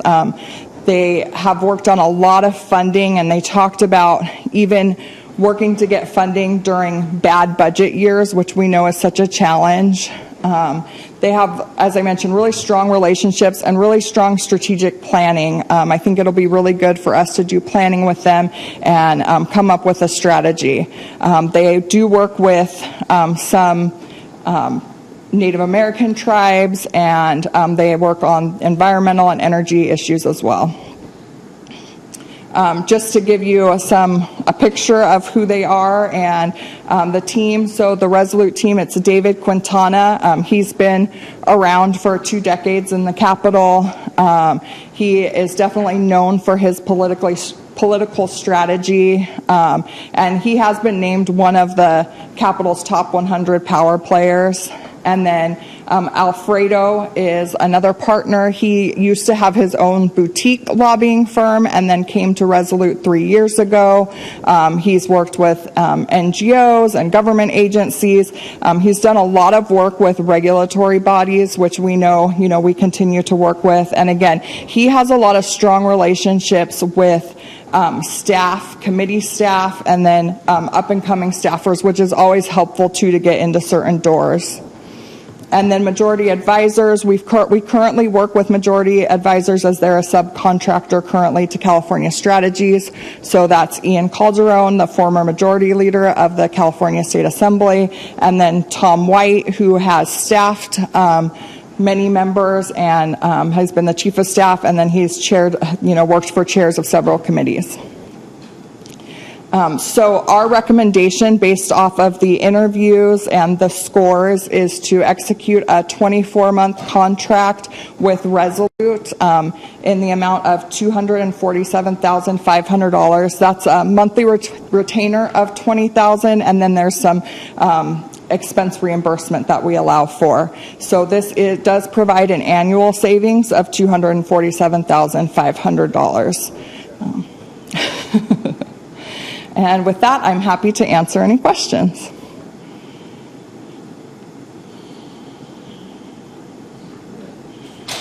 Amy. Thank you, Chair. I just wanted to extend my thanks to the staff members.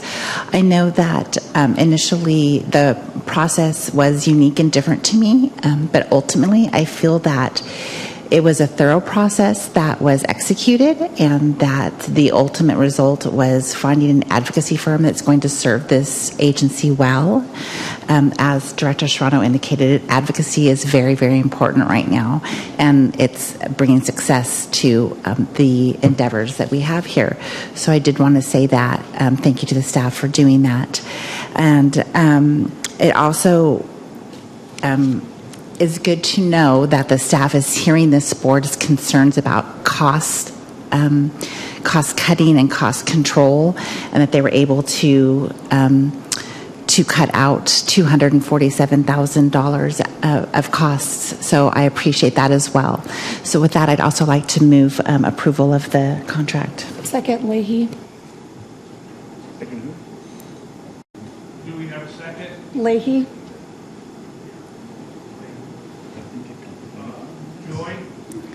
Yes. Thank you, Chair. Thank you, Megan, for the overview, and I appreciated the thorough detail of the RFP process, and not only the process itself, but how you articulated it to us at the board here and in the board materials. I do a lot of work in the realm of consulting for government, and so I deal a lot with the public selection process, and it ticked all the boxes for being really vetting every aspect of the selection process accurately. But I do expect that from us on a regular basis around the clock, so I wasn't surprised by that.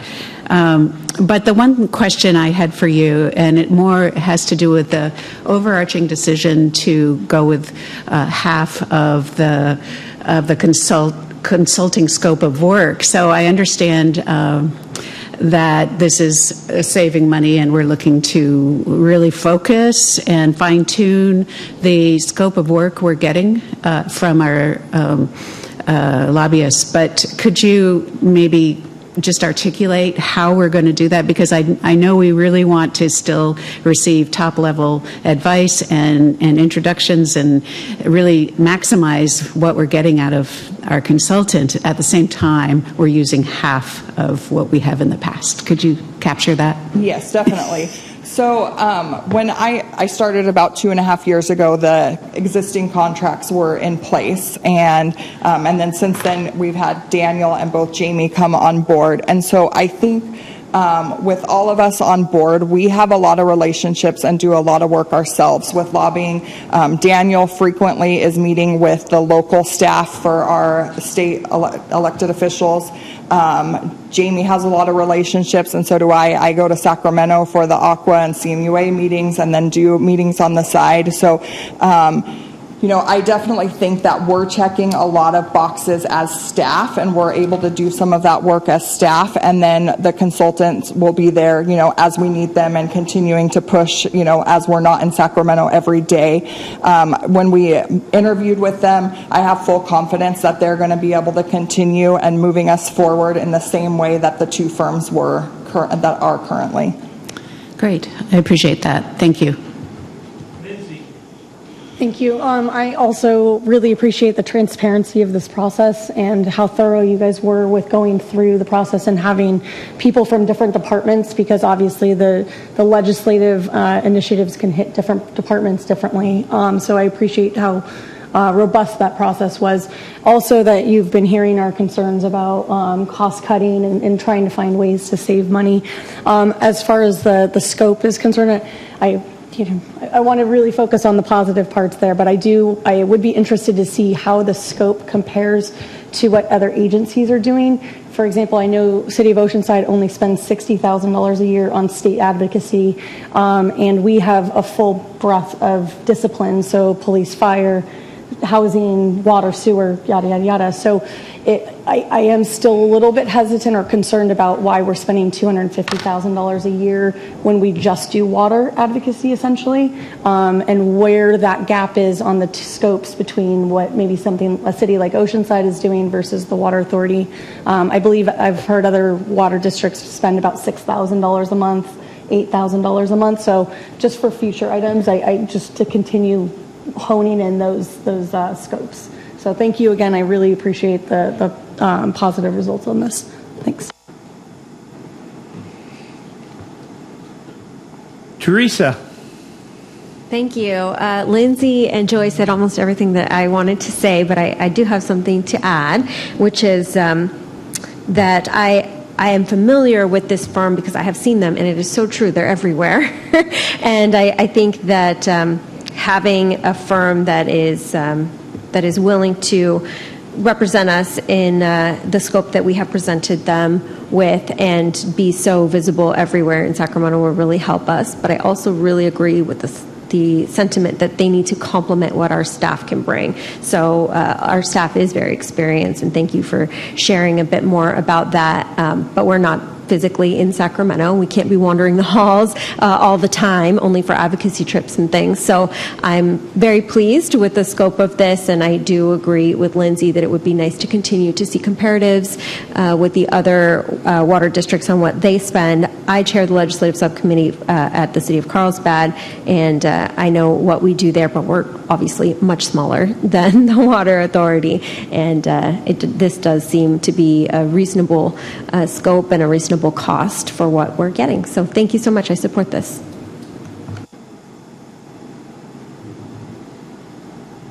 Seeing no other speakers, can we call for the vote?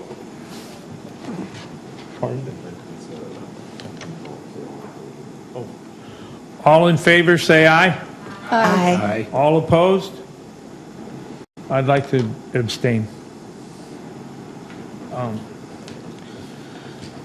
There's no other information in this month's agenda. There's no closed session. There's no further business, and the meeting is now adjourned.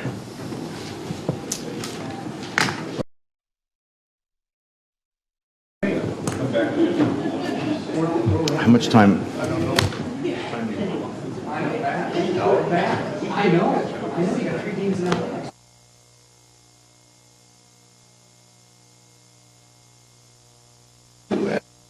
Back in 45 minutes from lunch.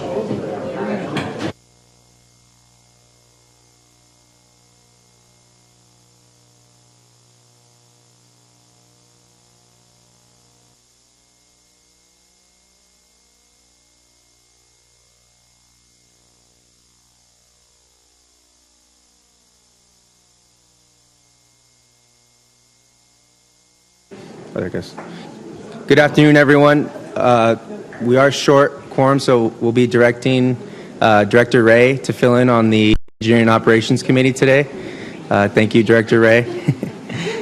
I'll now call this meeting to order for the San Diego County Water Authority's Board's Engineering Operations Committee. I am filling in for Chair Scalzetti, who is absent today.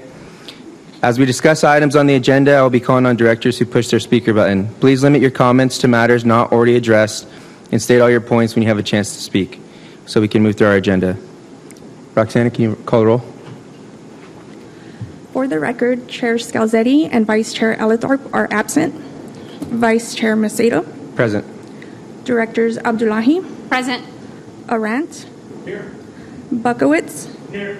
Castañeda. Fong Sakai. Present. McMillan. Yes. Miller. Quaylen. Here. Smith. Wiley. Ray. Here. Supervisor Desmond. Chair, we have, Vice Chair Macedo, you have a quorum of the committee. Thank you. Are there any additions to the agenda? I see none. Okay. Are there any members of the public who wish to address the committee on items contained on this agenda? Seeing none. I don't have a chair's report today. Are there any directors who have comments they would like to share to the committee? Seeing none. We have no consent calendar items. We have one presentation. Item 1 is the June PCCP pipe failure in the City of Calgary presentation. Martin Coghill and Chris Hudson with the City of Calgary will provide a presentation. Thank you, Chair Macedo, members of the E&O Committee and Board. Good afternoon. My name is Martin Coghill, Operations and Maintenance Manager. In April of this year, I presented a behind-the-scenes look at how we manage our critical pipelines, and namely the pre-stressed concrete cylinder pipelines. And on the slide there, you see that we reviewed our history and the technologies that we employ. And we also identified that while we proactively manage our pipelines to the best of our abilities, we are simply not completely immune from pipeline failures. And you may recall this second graphic that summarizes the challenges that we face and the fact that we can only really monitor about two-thirds of the things that can go wrong in terms of pre-stress failure modes. Now today we have a special guest online to explain how such a failure of their pre-stressed pipe affected their city in June of this year. And I'm very pleased to introduce you to Chris Houston, who's the Manager of Drinking Water Distribution from the City of Calgary. And he's here to illustrate what they went through. So thank you, Chris. I'll hand it over to you. Thank you, Martin, and thank you everybody who's here today to allow me to share this story that San Diego County Water Authority played such a crucial role in, and I'll get to that in a minute. Just a little bit about our system here in Calgary. We have approximately 5,300 kilometers of pipe. That's about 3,300 miles in length, and about 200 kilometers, or about 120 miles of that, is this PCCP concrete cylinder pipe. And so our system also serves about 1.4 million people. And so for the pre-stressed concrete cylinder pipe in our system, it was installed mostly in the 1970s. We have had two significant failures. One was in 2004, and at that time, this was January here in Calgary. That was about minus 35 degrees Celsius or minus 31 Fahrenheit. So it was a significant failure and quite difficult to clean up in terms of those temperatures. And at that time, we investigated the failure mode. It was determined that it was likely due to sulfate attack of the concrete, which caused the concrete to fail around the pipe, which then exposed the wires to corrosion, and then the pipe failed. And so we surveyed soils around our system, and you can see our system there on the map. And we determined that there were a few other of these pipes that were in these types of soils, and so we began monitoring those. We installed similar to San Diego, we installed an acoustic fiber optic monitoring cable, and we were able to basically listen for wire breaks to determine that system actually helped us replace some pipe before it failed. And planned work is always not only better but less expensive when you're making repairs. We surveyed the Bearspaw South feeder main, which is the one that failed in June. We surveyed the soils along this pipe back then, and it was determined that sulfates were not high in any of these soils, and so we did not deem that this pipe was at risk of failure. And then prior to the break in June, just from an asset management perspective, we were actually in the process of planning a pipe assessment. That pipe assessment was supposed to take place this month. And we had a shutdown in April where we were installing air valves, and that was going to allow us to do the insertion of the acoustic monitoring and also be able to track a pipe diver, which is it basically goes through the pipe and does a condition assessment. And it was business as usual as we were planning this in the earlier parts of the year. We did the shutdown, nothing happened, it was all fine. Return to service was good, and we were completely unaware of the actual condition of the pipe. And then on June 5th, right prior to this break, the acoustic, we installed some exterior acoustic monitoring on the pipe, and we had picked up some wire breaks right before this failed. But there was nothing at the time we could do because the system was reporting on a daily basis, not an instantaneous basis. So we didn't have the information prior to the failure. So when this thing failed, it was quite catastrophic. You can see from this picture where the trailers are parked in the picture. This is it's actually Highway 1, which crosses Canada. In Calgary, this is 16th Avenue, and it's a main thoroughfare. So the roadway had to be closed. The park that's across this it's a significant recreational facility with soccer fields, baseball fields, football fields, and that was completely flooded out. And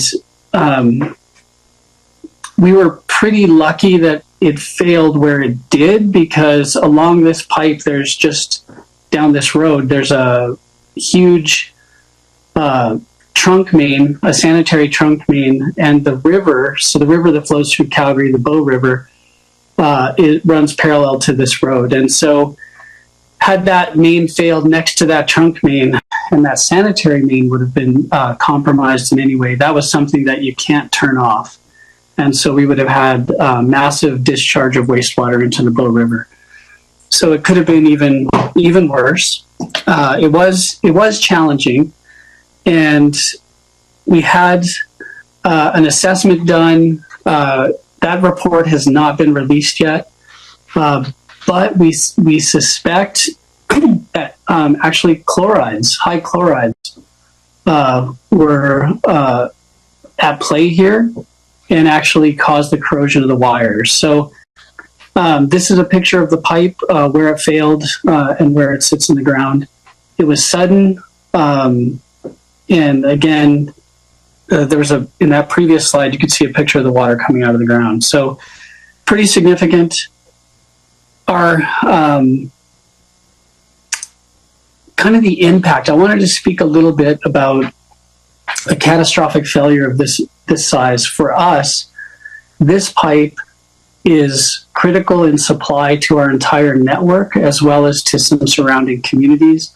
It supplies about 40% of the water that's produced in the city of Calgary. We have 2 water treatment plants, and this one comes from our Bearspaw water treatment plant, and supplies, like I said, about 40% of the water in the city. So when this went down, we were in immediate restrictions. So absolutely no outdoor watering. We were asking people to minimize their indoor water use. In fact, we were asking them to reduce at least 25% of their indoor water use so that we could maintain our storage reservoirs throughout the city as we underwent this repair.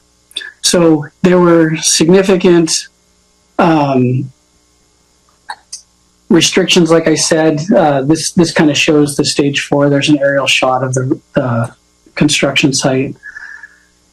And so this emergency not only cost us economic impacts for businesses that couldn't use water, construction industry had to slow down, the social impacts on people and recreation and all those things.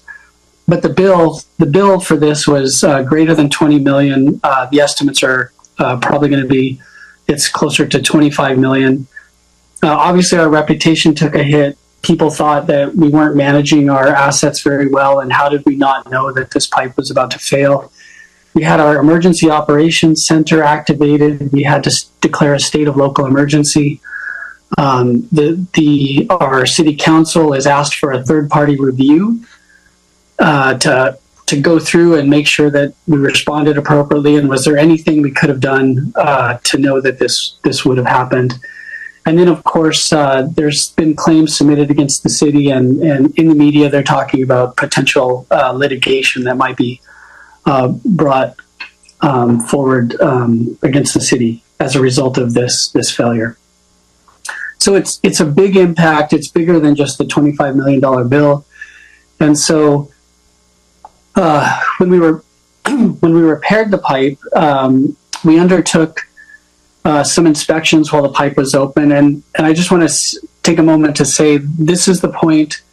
When we made the initial repair, we did have a repair kit in our critical parts inventory, but when the pipe was open, we were able to send a robotic device in the pipe to give us a condition assessment as far as that device could crawl into the pipes.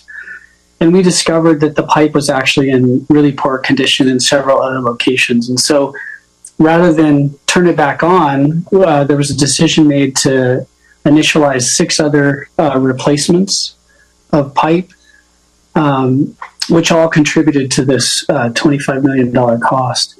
And had San Diego County Water Authority not been willing to give up some of their pipe out of their critical parts inventory, we would not have been able to make these repairs. So that pipe was crucial to getting this pipe back in service and up and running. After we did that, we were able to do a further condition assessment, which we used that pipe diver that I spoke of earlier. And that pipe diver identified 21 other locations that had significant wire breaks. And so these needed to be dealt with urgently. Now the pipe was back in service. We were able to reduce stage 4 restrictions. We got them all the way down to stage 1. We couldn't get out of the restrictions.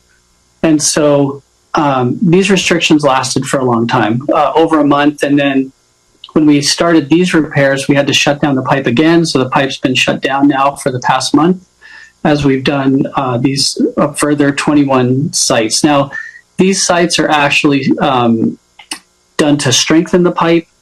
On the outside, we didn't have to actually cut out and replace segments of pipe. We just basically reinforced the exterior of the pipe.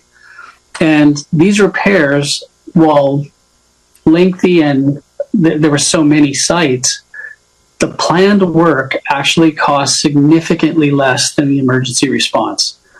And so when you can plan for repairs, when you can know what's going on in your pipe, and you can actually do something that is proactive, the cost is significantly less. Now, the estimated cost is now around $15 million for these 21 sites, and it may go above that. But we're getting 21 locations done at a significantly reduced cost than the 6 locations that we originally had to deal with. And so as a result of all this that's gone on and the impact that it's had on Calgary, with these proactive repairs done, we've had to look at budgeting and what we're doing going forward. There's going to have to be something done with this pipe in the future.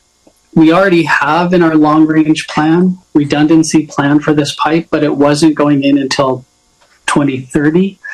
So that's 6 years from now. So had we known, that might have been brought forward in the plan, but it would have only been in year 56 of this pipe's life cycle. So it's good from an asset management perspective, but not knowing the condition of the pipe ended up biting us.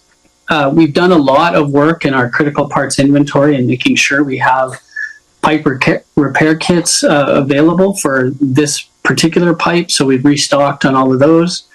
We've got acoustic monitoring now installed to the length of this pipe so we can monitor for wire breaks.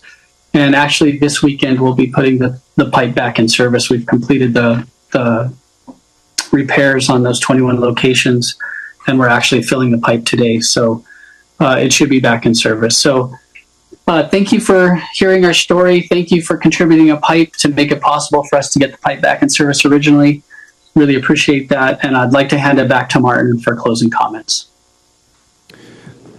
Thank you so much, Chris. And thank you for spending some time to present to us today. I know that you and your staff are extremely busy in making those final repairs and returning the pipe to service. Vice Chair Macedo, that concludes our presentation, and Chris and I are here to answer any questions you might have. Thank you. Thank you, Chris. Thank you, Martin. Are there any questions or comments from the board? Director Hurst? Did you bring your white hat? It's safely locked away in a beautiful display cabinet. Well earned. And Director Arendt? Yeah, our experience has been to reinforce the pipe from the inside. Sorry. Our experience here has been to reinforce the pipe from the inside, either through carbon fiber or relining. So I'm curious, to my friend from Calgary, what type of reinforcement steps did you take to reinforce the pipe from external, the external portion of the pipe rather than on the inside? Yeah, thank you for the question. We did look at doing something from the inside of the pipe, which would have meant opening up the pipe again, which we kind of didn't want to do. And so we used a rebar reinforcement cage around the pipe and then concrete poured over the rebar. So it was basically building pipe around the existing pipe. So you essentially stripped the outside coating down to the rebar and then built back from there? No, we actually left the existing coating, so we didn't want to risk any kind of further damage to the exterior coating to expose those wires to further corrosion. So we actually built rebar structures that we placed around the pipe on the exterior of that coating and then reinforced that or encased that in concrete. Okay, thank you. Thank you. With that, Chris and Martin, thank you for your presentation. We appreciate it. Thank you. That concludes our action, discussion, and presentation. We have no information items we're going into, so I'll turn it over to General Counsel. Thank you. We will now adjourn into closed session pursuant to Government Code Section 54956.91. If there are any members of the public or staff on the Zoom Live, please leave now.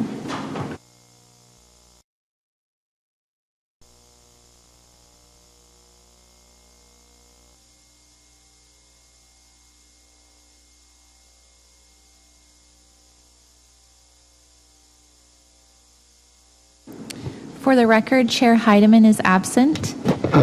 Vice Chair Macedo. Present. Vice Chair Smith. Directors Bays. Here. Elletharp. Hurst. Present. Kennedy. Here. Leahy. Here. Lines. Here. McMillan. Yes. Queerum. Here. Vespi.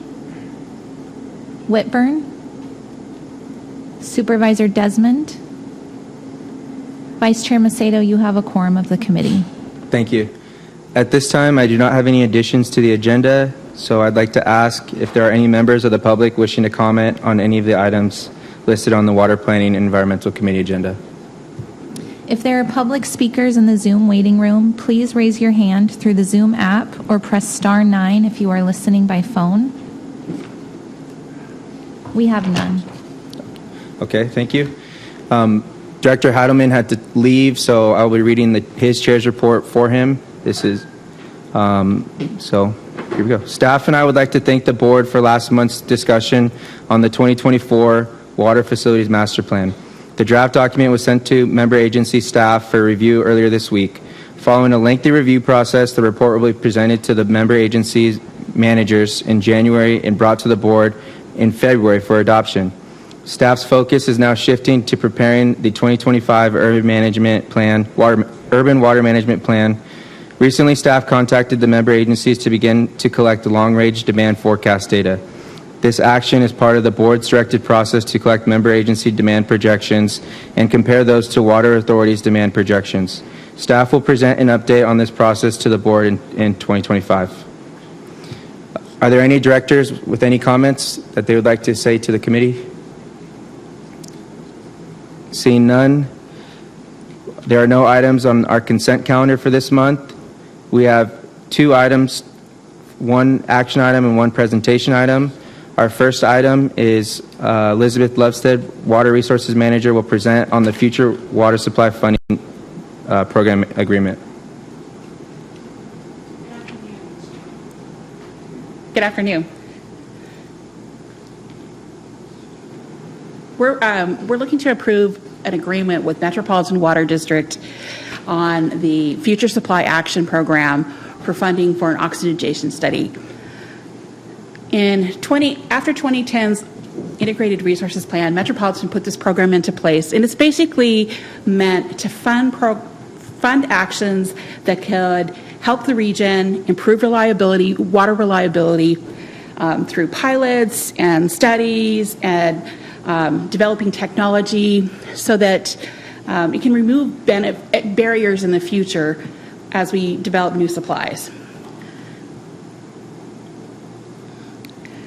In November of 2023, they opened their 3rd round of funding.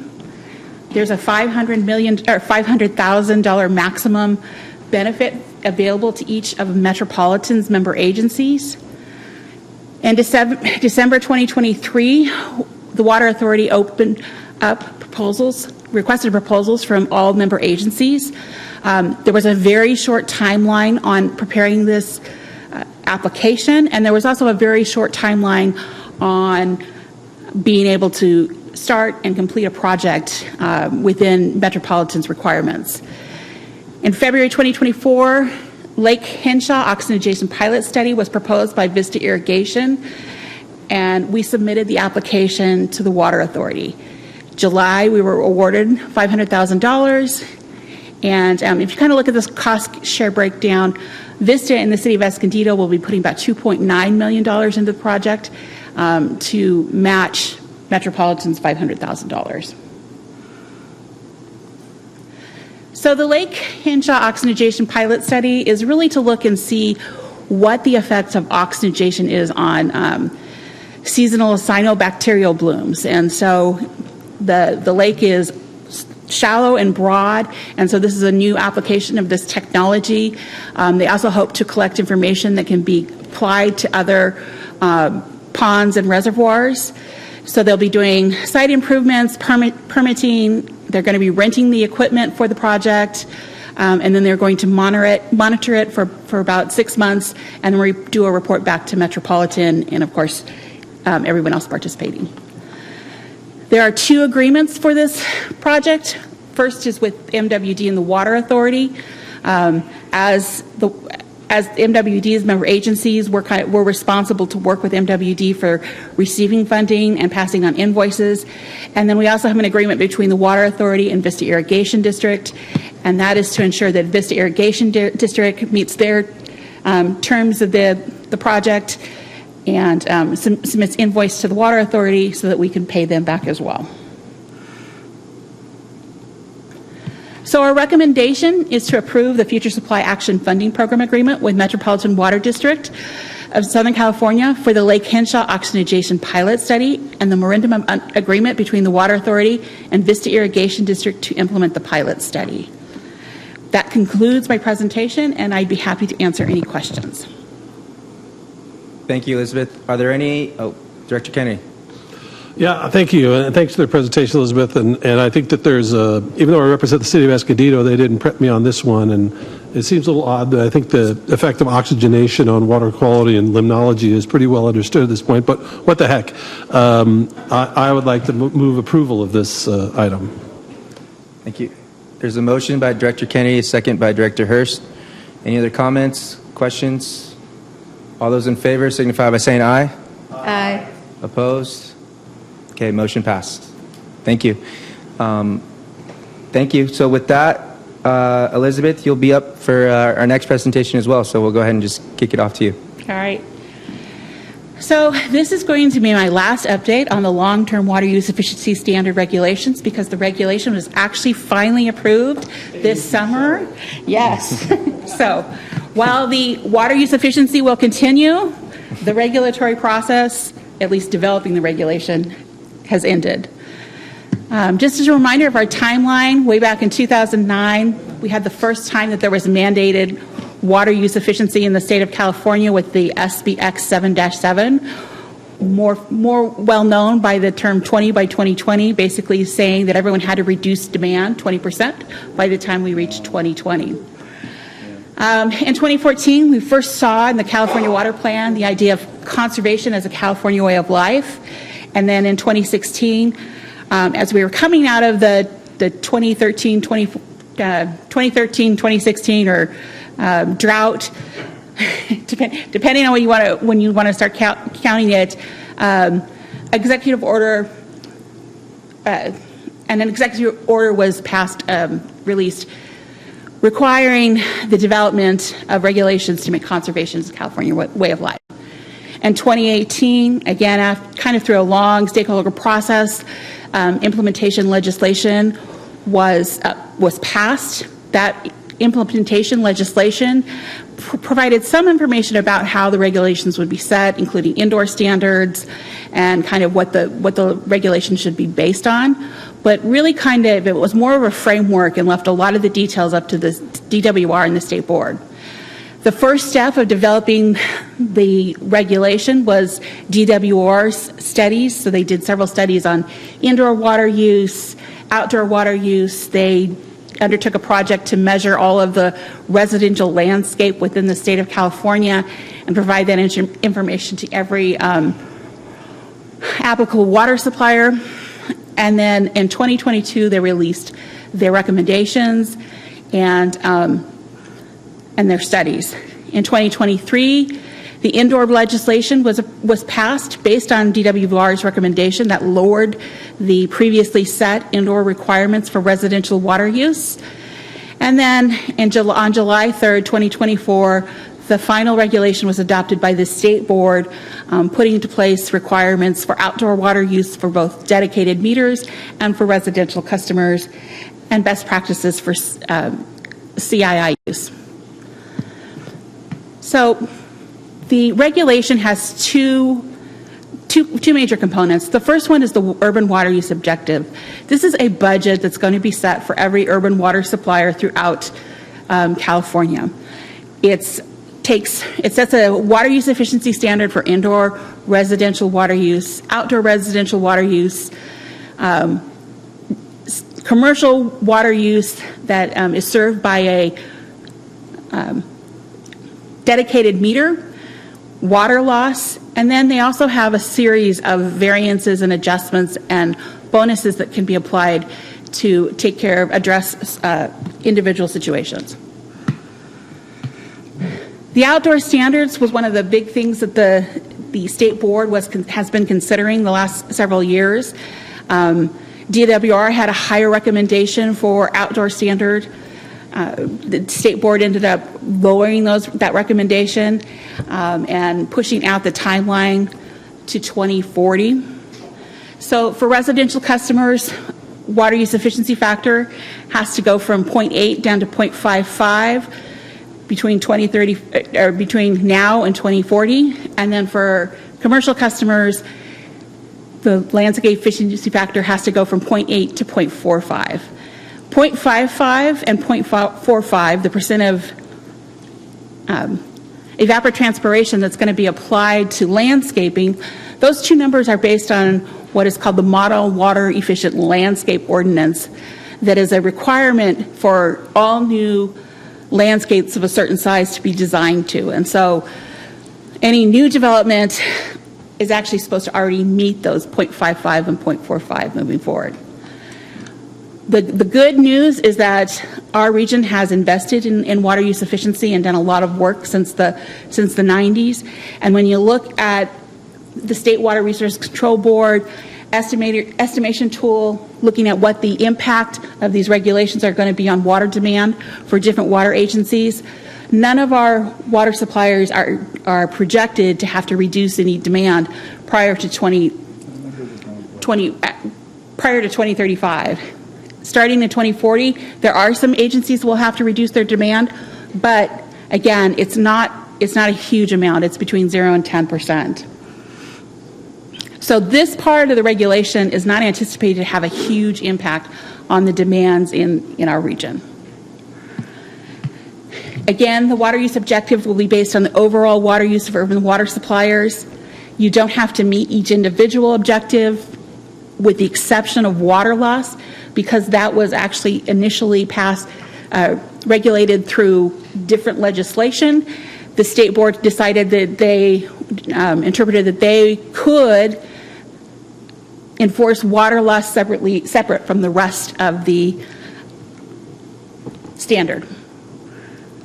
Budgets are not set for individual customers, and water suppliers have the ability to meet this standard any way they choose.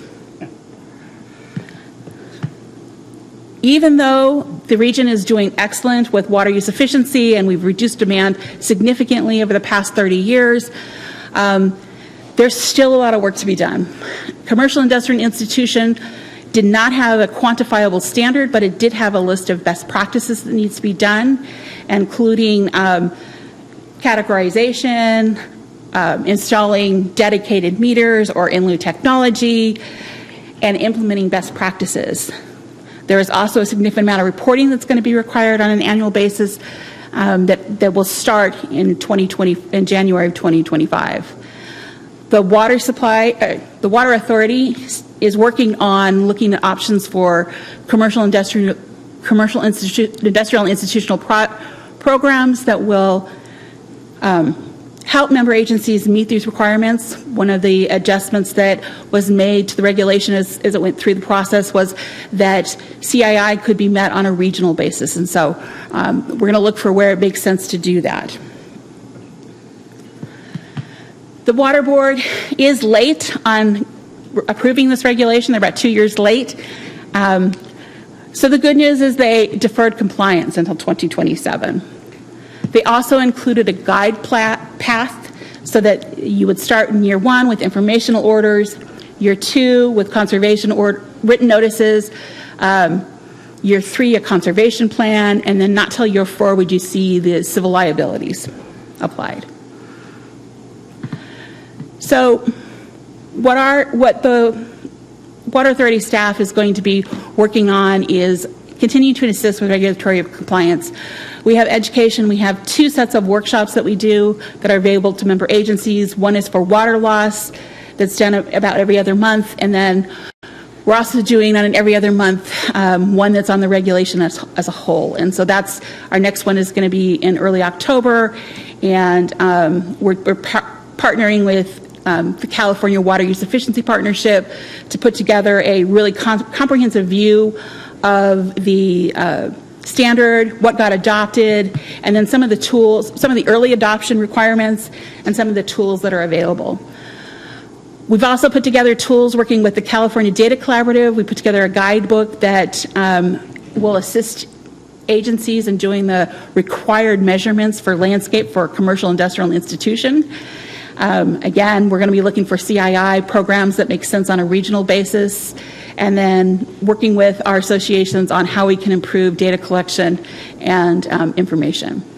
We're also going to bring the water use efficiency policy principles to the board in October to review. Those haven't been updated since 2017, and so we'll bring draft principles in October and then plan for adoption in November. We are also participating in the DWR studies that were required by legislation when the indoor water use efficiency standards were lowered to look at the impacts of that lower standard on things like wastewater and water reuse. We're also participating in some end-use studies that kind of are looking at how much water is actually used indoors throughout the state. That concludes my presentations, and I would be happy to answer any questions. Are there any members of the board that would like to make any comments or have any questions? We'll start with Director Kennedy. Well, I expected Gary to be first, but I guess I beat him to the punch. And I wanted to congratulate Elizabeth for a lot of hard work for many years on this process. I think that the region fared much better than some of us had feared, although our water sales were much higher when this started. So maybe we just kind of bypassed this legislation through rate increases. But thanks a lot for the hard work. I don't know exactly, since only a handful of agencies are going to have any kind of compliance issues, how much harder we're going to have to work here, but you've done an excellent job, and I thank you. Thank you. Director Rent? Yes. I support the comments made by Director Kennedy. We look forward to working with the Water Authority and with the idea of developing some regional approaches to the commercial, industrial, and institutional best management practices. I mean, it makes no sense for each one of us to replicate best management practices for very similar businesses. I'd just like to end with good news and or bad news and good news. An independent economic analysis shows that statewide we will spend $15 billion, that's with a B, dollars, to create an economic value of about $3 billion. So check out the economics with that. And the really good news is I will be retired by the time all this takes place. Thank you very much. Thank you. Director Myers, did you have any comments? Well, I did, and then I thought Director Arendt kind of covered it, but I guess I do have a question: is what role are you envisioning long term for the Water Authority to providing this education? I mean, we've gotten through the regulatory process. There are some things that it sounds like there's some efficiencies for the Water Authority as a regional body to help out on some education. But I'm assuming DWR is going to have its own educational processes. How much is our role in doing this and staff resources to educating the individual agencies as opposed to the agencies just figuring it out on their own? One of the things that we found, we've been doing workshops on the regulation for a couple of years now, and one of the things that we found is that there's a lot of turnover in staff. And so somebody that might be really familiar with the legislation or the regulation will leave, and there'll be somebody brand new coming on. We kind of call our workshops, kind of cheater workshops for those people that couldn't go to all the regulatory meetings and all of the workshops that the state was holding. It's kind of an opportunity for water suppliers to learn from each other. We've had other agencies come in and say, hey, this is what we've done and it's worked for us, to do our classifications or our measurements or our landscape changes. And so I think it's an opportunity for us to continue to learn from each other, hear from the member agencies and from others across the state to really see what needs to be implemented and how we can help out. I think, there's an opportunity to work together and make it more efficient. Thank you. Director Rent, do you have something else? Yeah, just to follow up, the Water Authority will probably use a process like they've used in many issues, and that's collaboration among the Water Authority and its member agencies, where you get people with different ideas and suggestions and so forth.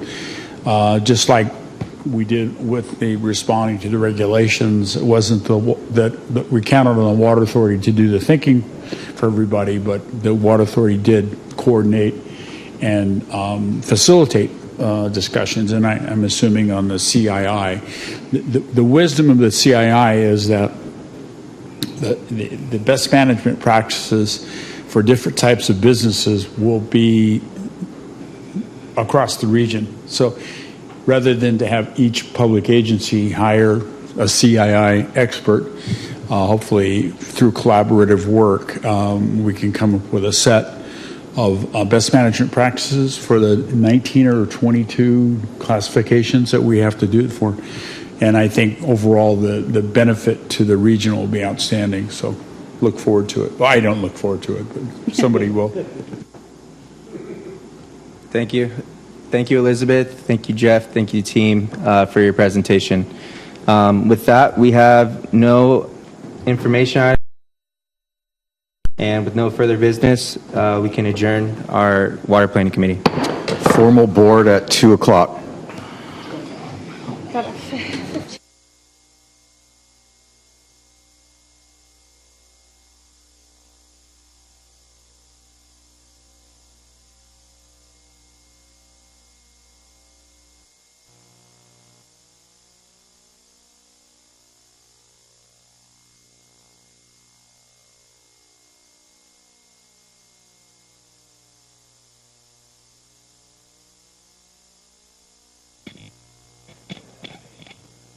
Test, test, test, test, test, test, test, test, test.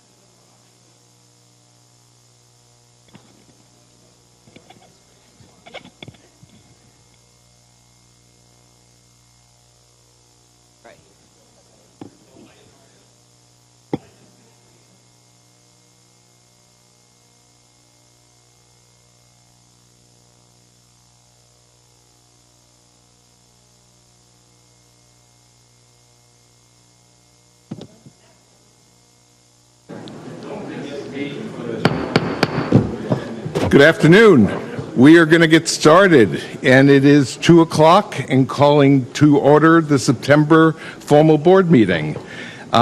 If you will join me in a salute to the flag.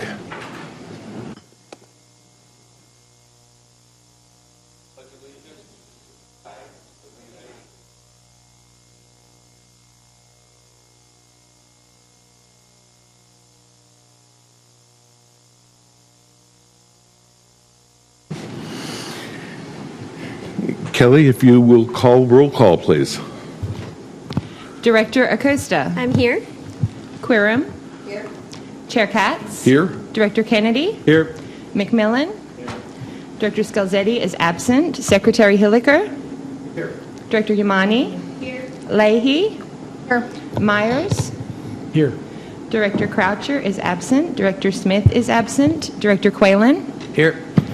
Director Ike is absent. Director Heidemann is absent. Director Wiley is absent. Director Hurst. Present. Bays. Here. Abdullahi. Present. Bukowitz. Here. Fong Sakai. Present. Macedo is absent. Director Madaffer is absent. Vice Chair Serrano. Here. Director Steiner. Here. Vespi. Here. Director Whitburn is absent. Lyons. Here. Hogan. Present. Castaneda. Here. Director Ellitharp is absent. Arant. Here. Miller is absent. Director Ray. Here. Supervisor Desmond is absent. We have a quorum. Great, thank you. Any proxies? One proxy. Director McMillan is the proxy for Director Scalzetti. Do we want McMillan to have that much power?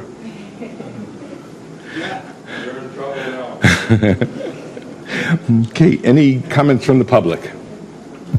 Three comment letters were received regarding the officer elections, and they were shared with the board. The endorsements were sent by Assembly Member Mainshine, Supervisor Joel Anderson, and County Board of Supervisors Chair Nora Vargas. If there are public speakers in the Zoom waiting room, please raise your hand through the Zoom app or press star 9 if you are listening by phone. I see no further requests, Chair. Great, thank you. Any additions to the agenda? We have none. Okay. Everyone has received a copy of the minutes from our August 22nd, 2024 meeting. I would accept a motion. Director Hurst, and a second. Vice Secretary Hilliker. Okay. And we are going to vote by buttons today.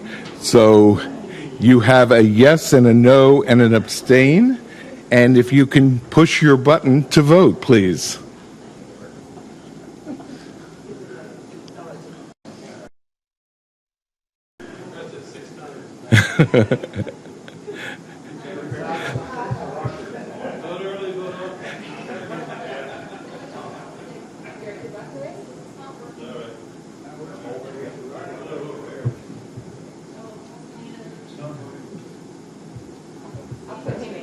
Yeah.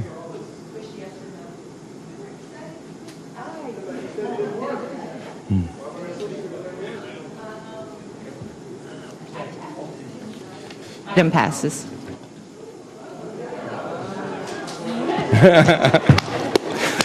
Now, for anyone that's listening, the reason for the excitement is in 2 years, it's the first time we have used these buttons. So it's very exciting.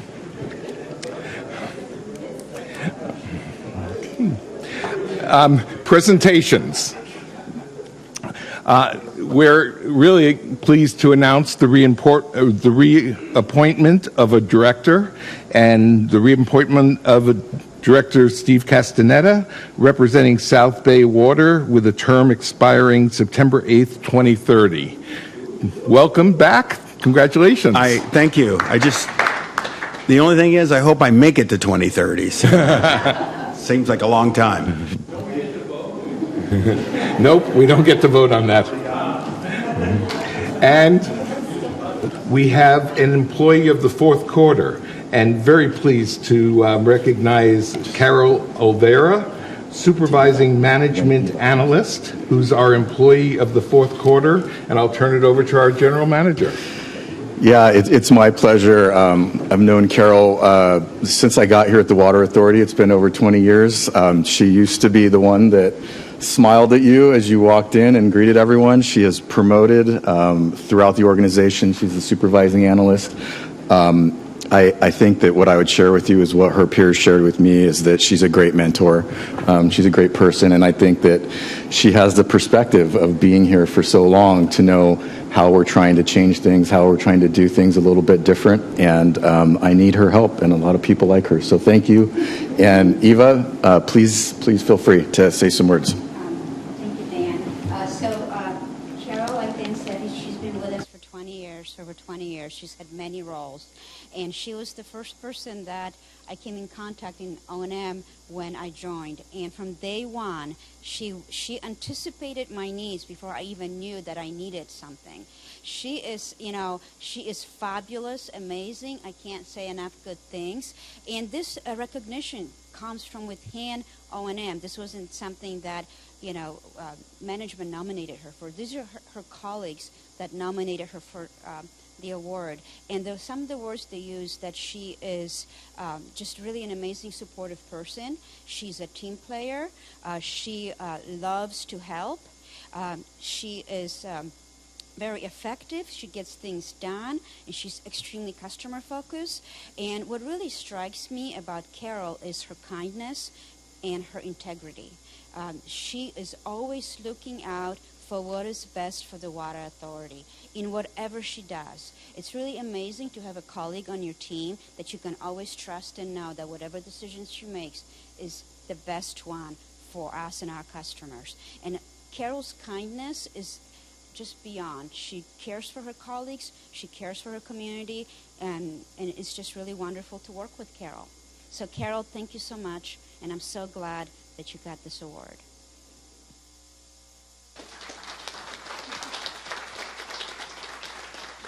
I just want to say thank you. This recognition means a lot. I have been here for 21 years, and I remember when I walked in that door, I knew nothing about water.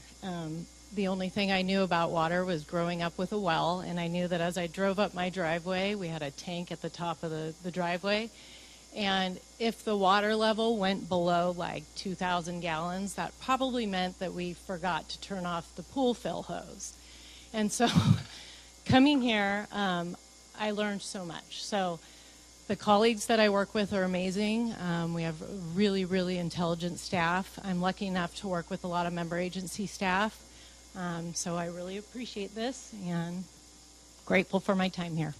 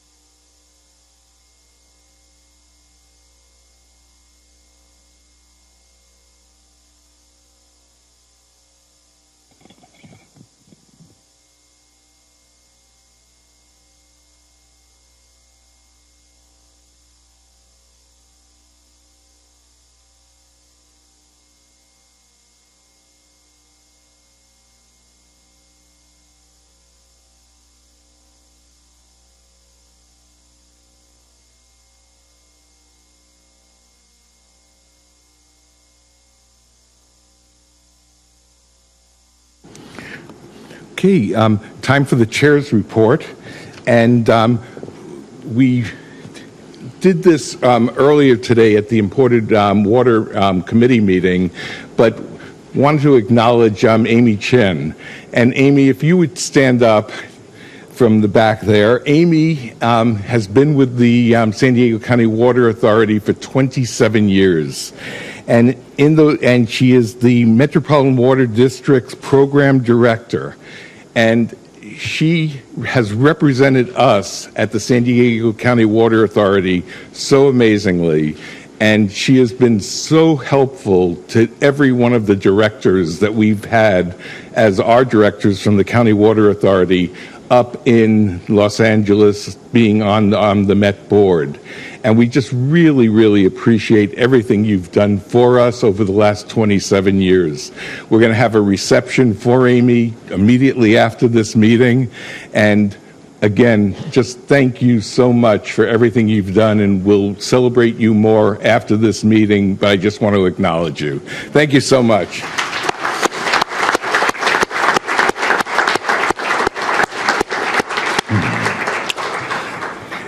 And then I also want to acknowledge our general manager, Dan Denham. If you haven't seen it yet, the municipal water leader, putting it here on camera so everyone can see it, and there's a great article on him, and there is a great Q&A on him. And this is aging myself, but there was a magazine at one time, and it maybe is still around, called Playgirl. And if you remember, Playgirl had a centerfold. So I have copies of this for everyone if you want to see the centerfold of Dan Denham. All right. So you are going to have to ask me, but I have a copy for everyone with not only the cover, Dan Denham, but the centerfold for Dan Denham. Do you want to comment, Dan Denham? Where's HR? Well, first of all, the formal board was on time. I thought I was doing you a favor today, Mel, but apparently we'll have some words after this. There's no centerfold in the magazine. Sorry, guys. Sorry to disappoint. There goes the sale of the magazine. Okay. We will now do the report on committee actions and about what the committee's talked about and what's on the consent agenda. Thank you. A&F noted and filed the monthly treasurer's report. They authorized a contract to Chandler Asset Management for a period of 3 years with an option to extend for an additional 2 years for a not-to-exceed amount of $550,000. Imported Water Committee had no reportable action. LPO awarded a contract for 24 months with the option to renew an additional 24 months for Sacramento Advocacy Services for a total contract amount of $495,000. E&O had no reportable action. And Water Planning and Environmental approved the Future Supply Actions Funding Program Agreement with MWD for the Lake Henshaw Oxygenation Pilot Study and the MOU with Vista Irrigation District to implement the pilot study. That concludes the committee reports. Great. Thank you. For the approval of the consent agenda, items 9.1 to So moved. 9.4. Kennedy. Moved by Director Kennedy. Is there a second? Acosta. Seconded by Director Acosta. If you would all vote on pushing your yes, no, or abstain buttons, please.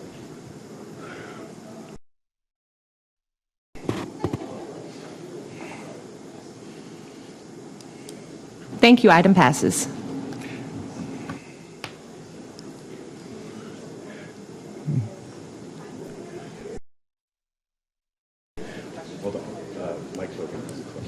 Director Hogan? So just a question, is the button supposed to light up here?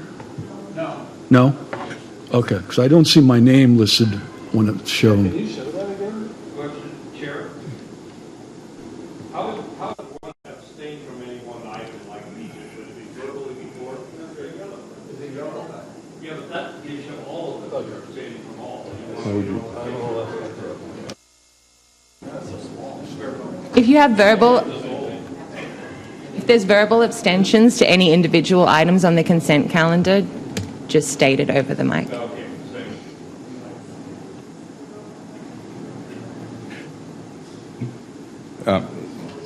Okay. And Director Hogan, do you see your name up there as far as voting? It's in green. I trust Kennedy. Okay.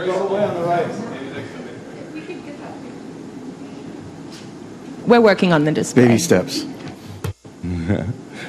Okay.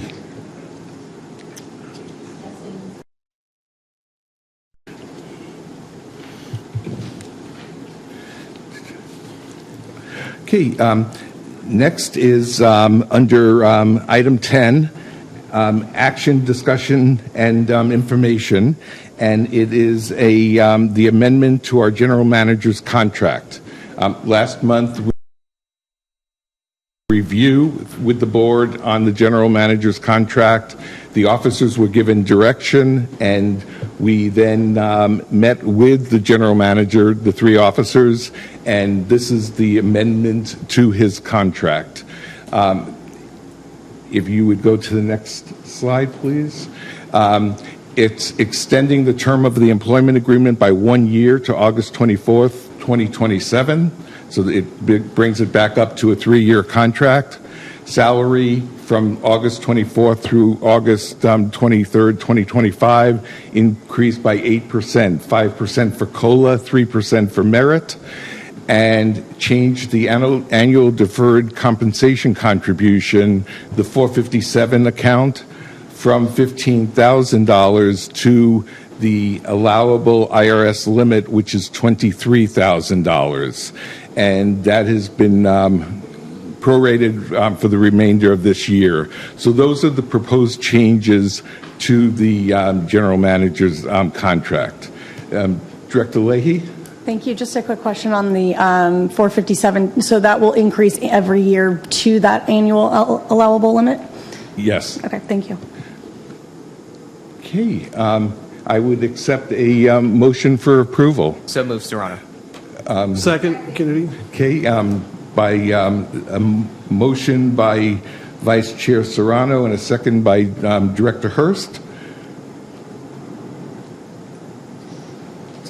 We're ready to vote.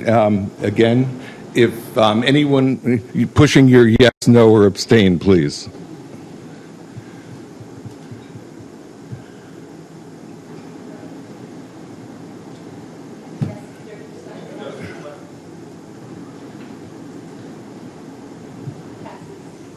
Passes unanimously. And the officers talked about this with our general manager, but it's been a year. It was an outstanding performance review, and we really, thank you for everything you've been doing for the Water Authority and for a great first year. So thank you very much. Thank you, Mel.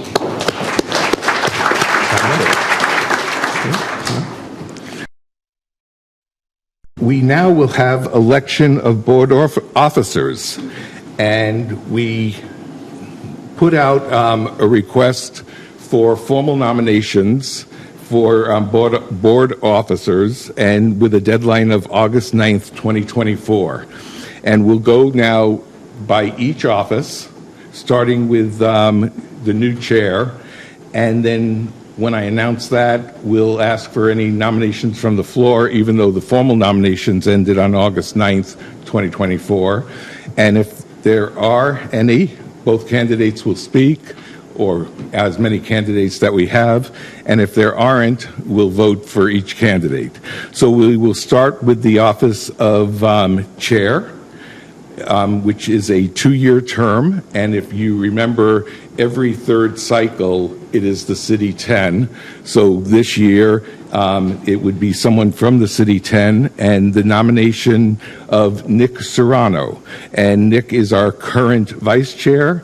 He was nominated by myself, and he was seconded by Teresa Acosta. And do I have any nominations from the floor? Okay, having no nominations from the floor, if everyone would vote, please. Could I say something first? I'm going to be abstaining because this will be my last meeting. I will not be serving in the office, so I will be abstaining.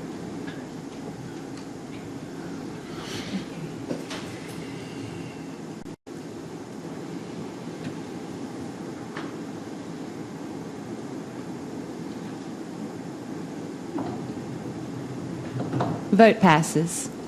Great, and so congratulations to our new chair, Nick Serrano.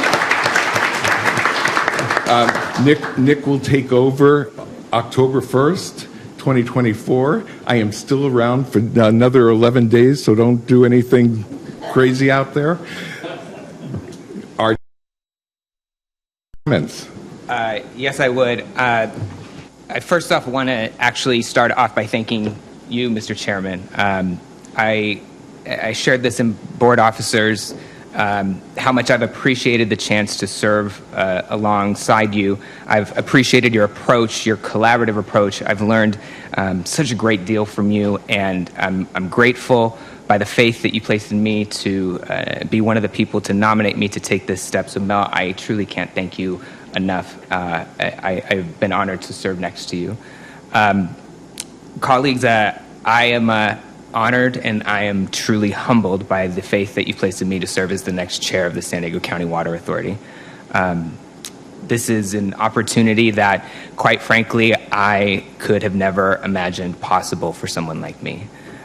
Yet I take this opportunity excited and ever optimistic about our future and what we can do together, not only in terms of this board, but our staff and our broader community. And in this moment, I'm also reminded of several things. I'm reminded of the changes that this organization has experienced in just these last 3 years. This body, this agency was very different back then. And under the leadership of Chair Katz and our new executive team, I believe we have ushered in and presided over what I consider to be significant changes throughout this organization. As I mentioned, changes in leadership, from executive management to this board. We've made changes in the issues that we prioritize. I believe truly centering water affordability in our discussions. We've made changes in our culture, how we approach things, uplifting collaboration and partnership over division and discord. I'm reminded of all the work that we've done together to bring about these changes and begin turning this ship, turning the page on what has been the historical differences that have been, and really chart a path towards a new day here. Being clear and sober, as we heard earlier today from my colleague, Director Arant, about the challenges and the realities that we face, and finally be willing to have the tough conversations necessary in order to move forward. I'm reminded of when I joined this board 3 years ago in just May of 2021, and how becoming a member of this body, I'll confess to you, was an intimidating experience. I didn't know anything about water. There were and there still are a lot of people in this room who have served in water for years, served on this board for years, and bring to table the history, context, and knowledge that I just frankly didn't have. The history of past chairs and general managers, decades-long litigation, water rights and agreements. I'm reminded of my own history, being born and raised here in San Diego County, the son of public servants, growing up as a young LGBTQ person during a time when society was much less accepting for people like me. Even being told that I would never be anything if I didn't change. The funny thing about history is that there's no question that it's important. History shapes who we are and how we understand the world around us. But while history informs and reminds, sometimes it is true that it can't always define or dictate our future. Certainly didn't for me. Yes, we must learn from history where we've been and what has been, but also have the courage to challenge it. As I've often said, what has always been cannot dictate what we do now. When it comes to this agency, I believe that we're at a pivotal moment, not with regard to just this organization and its future, but in our region. And when I say our region, I don't just mean San Diego. But what we have done is laid a foundation. And now is the time for us to build on that foundation. Build on the progress that we have made and not let the weight of what came before hold us back. That is what moves me to take up this opportunity with you all. I do so with the profound recognition that this work that still lies ahead is going to be tough. And there may be challenging perspectives and conversations along the way. But what I know is our agencies, our ratepayers, all the way up to Metropolitan, and all of us in this room, we have so much more in common than what divides us. And you have my commitment to be a chair that will always see that, and that will always work to seek that common ground. And so in this moment, I say to us, let's together continue to center and champion affordability for all of our ratepayers and fight unnecessary water rate increases. Let's together finally end the era of litigation that has plagued this agency for too long. Let's truly promote and embody a notion of regionalism and cooperation that isn't just about us, but across Southern California, acknowledging our similar challenges. Let's realize the vision of the Water Authority that I know we all share. One that is bold, innovative, cognizant, and responsive, and most of all, dedicated to the needs of all of us in San Diego County. Let's lead with conviction, execute with competence, and most of all, get things done for the people we serve and build our brighter future together. Colleagues, I truly cannot thank you enough for putting your faith in me to lead this body as your chair. I want to thank, again, Chair Katz. I want to thank all of my fellow members of the City 10. You all didn't have to put your faith in me to do this, but you did, and I appreciate you all so very much to do it. I, of course, want to thank my mayor, Todd Gloria, for putting his faith in me to represent the city of San Diego here. A special shout out to our chief of staff in the mayor's office, Paola Avila, who holds it down there while I'm here. Our entire team in the mayor's office for all the hard work that they do. And for any of them that may be watching, I do want to thank my family. There's a lot of people, a lot of you know that in public service, there's a lot of things that we miss. Weekends, birthdays, graduations, but knowing that it's all, in my case, in pursuit of a dream and in service to my community. And so as someone who is never expected to be in this position, who sits on the shoulders of so many, but is here believing so much in us and what we can do together, I humbly and respectfully thank you all for this opportunity. Thank you all very much.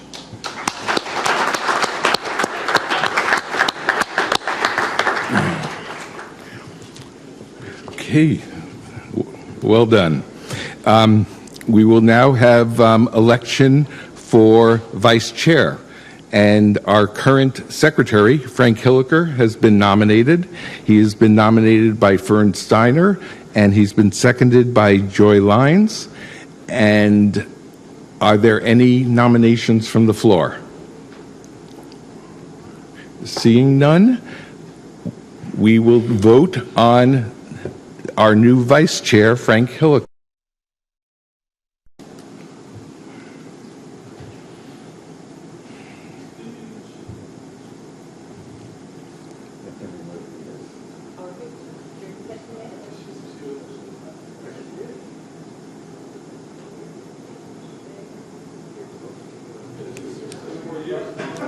Vote passes, Chair. Great. Congratulations to our new Vice Chair, Frank Hilliker. Frank, any comments? Yes, as usual, pretty brief. First of all, I look over at Nick, and I'm seeing him with his computer screen with his notes, and he's not wearing glasses, and they're teeny tiny little words, and I've got glasses on and 20-point font. Okay? I guess with age, this happens. You know, Mel, thank you so much for being a chair. I so enjoyed working with you. It was a pleasure. You are such a stand-up person, and I can't think of anybody else who could be leading this organization at this time through these things over the last couple of years. So I really, really appreciate your leadership. Thank you very much. And to begin, I appreciate the trust everyone is putting in me. I joined the board in 2007. While on the board, I have chaired the following committees: Small Contractor Opportunity and Outreach Program, otherwise known as SCOOP, Administration and Finance, Legislation and Public Outreach, Financial Strategy Work Group. I've also served as Vice Chair for Engineering and Operations and Legislation and Public Outreach. Other committees I have or currently sit on include GM Selection Committee twice, Labor Negotiations Committee twice, Colorado River Work Group, Board Governments. And while I haven't been here as long as some, I do happen to know where some of the bodies are buried. You know, I come from a small district, Lakeside, which just turned 100 years old. I understand the gravity at looking at CWA as a regional supplier. I thank Gary Arant and Fern Steiner for drilling that into my head over the years. I can say that when I got elected as secretary, it was a lot more work than I anticipated. Jim Medaffer said it would be lots of work, and he was right. As board secretary, I have faced it head on and have been working hard to represent the Water Authority. As a business owner, I bring with me a certain perspective. At my work, my egg farm, my team and I strive to produce a safe, reliable product at the lowest possible price. Well, this just folds nicely into my job here at the Water Authority, which is to produce a safe and reliable product at the lowest cost. Affordability, that's what it's all about. As always, I encourage board members to reach out one way or another. I will always make myself available. Those board members that have talked to me can attest I will always call back.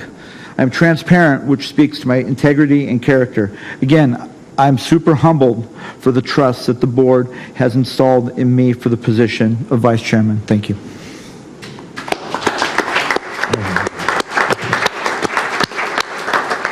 Congratulations to our new Vice Chair, Hilliker. Okay, and now for the election of Secretary. Director Joy Lyons has been nominated, and she's been nominated by Jim Medaffer and seconded by Teresa Acosta. And are there any nominations from the floor?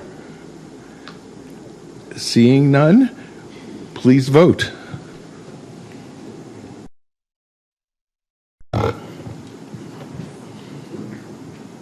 Vote passes, Chair. Great. Thank you, and congratulations to our next secretary. Director Lyons, comments? Yes, just a few, and thank you so much. I really am very grateful to all my colleagues in the room for voting for me. I appreciate it very much, and also to staff for all of your support.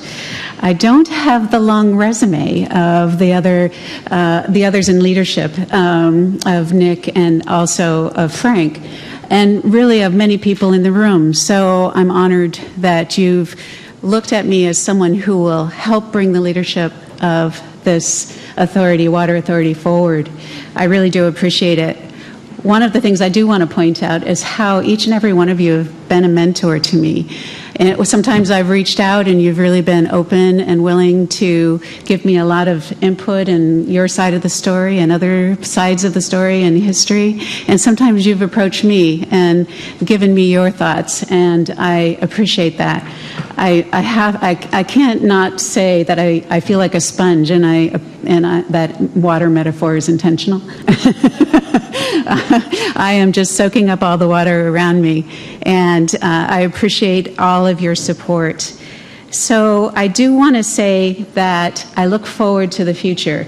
I look forward to the future from the perspective of transcending and moving and evolving. And I think that we have a lot of opportunity ahead of us. I do want to say that I believe we've been through some challenging years, and I think we'll continue to go through some challenging years. But I see that in challenge, there's opportunity, and we have the right people together here to work together as partners to navigate our way to a very, very good future. I want to assure you all that I will continue to be a good partner in leadership here at the County Water Authority. Thank you.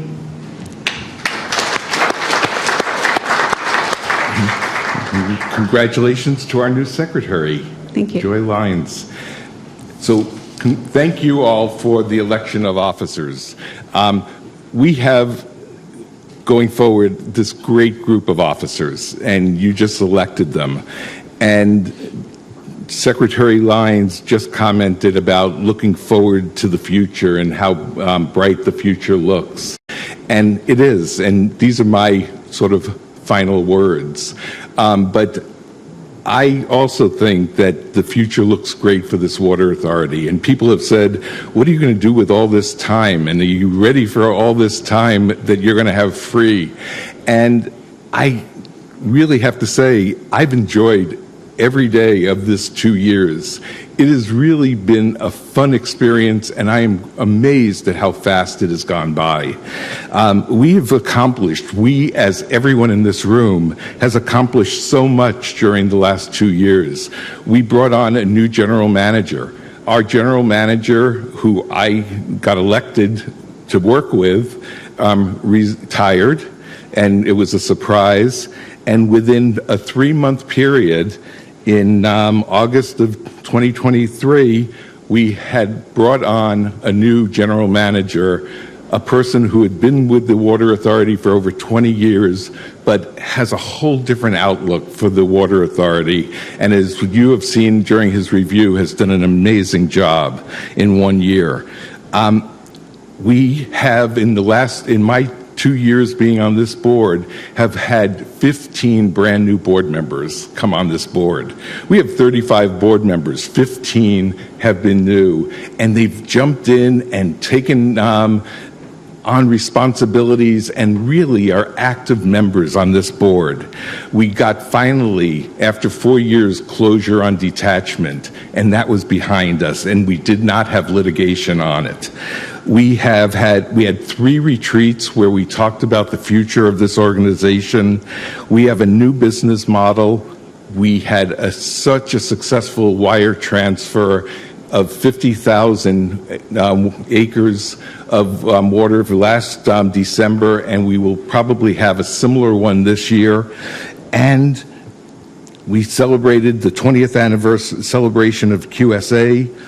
We have improved relations with Metropolitan Water District. Our relations are so different than it was 2 years ago when we came on, when I started. And we're very close to settlement, and litigation is really going to be behind us. I just really want to end by thanking. I want to thank our officers who were my Vice Chair, Serrano, and my Secretary, Hilliker, who are now your chairs and vice chairs, and then our new Secretary, Director Lyons. They're going to be great, and they're going to be so fun to work with. I really want to thank all the committee chairs. The officers and committee chairs meet once a month, and it's really the executive committee, and it's a great group. We talked about the officers, but Gary Arant, who headed up finance and admin, Marty Miller, imported water, Jerry Butkowitz, LPO. I still remember when I got on this board 6 years ago, and I was seated right across from Jerry Butkowitz, and he and I think Director Steiner were the only two I really knew on this board. And it's not only are we still friends, but even closer than 6 years ago when I started. And Joel Scalzetti, Engineering, and Eric Heidemann in Water Planning. A great group of committee chairs and their vice chairs also. But then other committees who have done such an amazing job. Mike Hogan, a former chair of this organization who is heading up board governance work group and really doing some heavy lifting in that committee.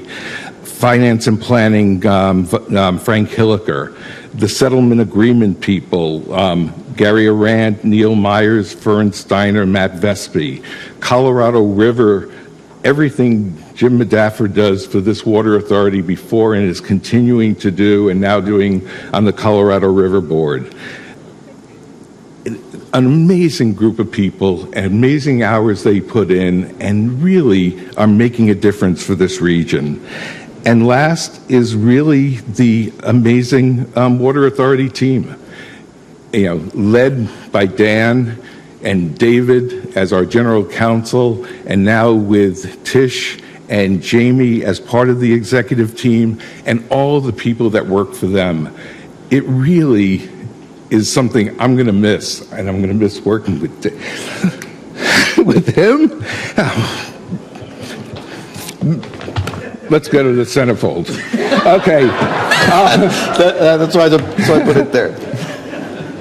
But I'm going to miss working with Dan. I'll miss working with the team that he has put together. I'll miss working with all of you and miss working with the officers that we have.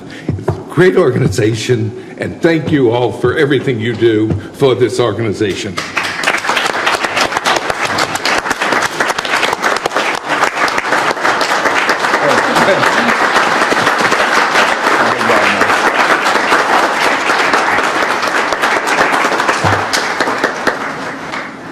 I'm not done with you yet.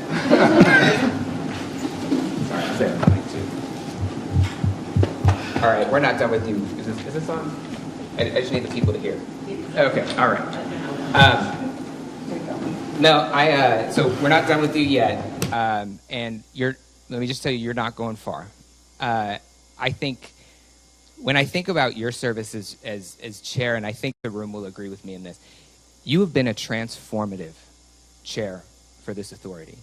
You took over during a time when there was a lot of uncertainty and I would even say a lot of distrust, whether that was amongst the member agencies here, whether that was between the member agencies and staff. And it is true that the tone is always set from the top. And the tone that you have set for this agency, the tone of inclusiveness, the tone of collaboration, the notion about working together, that has not only been reflected amongst this board, but it's gone broader than that. And you talked about the relations that we've been able to rebuild. And I would submit to you, it's not just only with Metropolitan. I believe that we've been able to repair relations across the water industry, the water world for that matter. And I think that's really been a lot of the work that you put in. And I say that as someone who has been able to work alongside Mel, to be on this journey with him and to see it in these rooms, to see it with these leaders. And I think you all know it too, because you've been able to have that same experience in working with him, not only just here at the last Thursday of the month, but you've seen it in your own individual interactions with him. Last thing I would say before we get to the thank you bit, or I'll turn it over to my colleague and then we'll get to the thank you bit. Long before I came to serve on this board, I had heard and I had known about the legacy that is Mel Katz. And, it was, Mel is a prolific figure in San Diego County. And I've thought a lot about why that is, because he's chaired this agency, he's chaired the regional chamber, he's on the San Diego Foundation. He has lent his time and talent to so many things. And at the end of the day, what I really come to is that Mel Katz is just a good human being. He is just a decent, good man, a good human being. And what I think about is how fortunate we are as a region to have someone like Mel Katz call San Diego home. So So Mel, I thank you so much for everything you've taught me. I believe I speak for all of us when I say thank you for your service on this board. Again, I'm telling you, you're not going far, but thank you for everything. I appreciate you very much. Our region appreciates you very much, and I'm looking forward to continue serving with you. Thank you.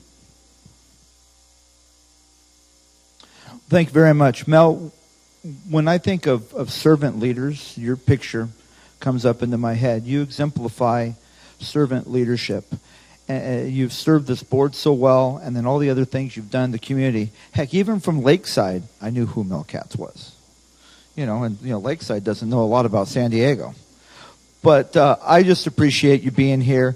Nick said all the other great things that could be said about you. So with that, are we going to do the presentation?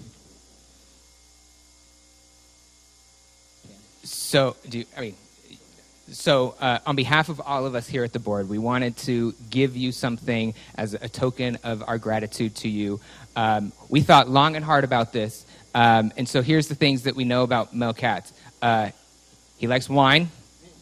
He likes the lodge at Torrey Pines, and what else is in there? And a decanter. I'm not a wine drinker, so I hope I said that correctly. But Mel, on behalf of all of us, this is from all of us on the board. Thank you so much for your service. We greatly appreciate it.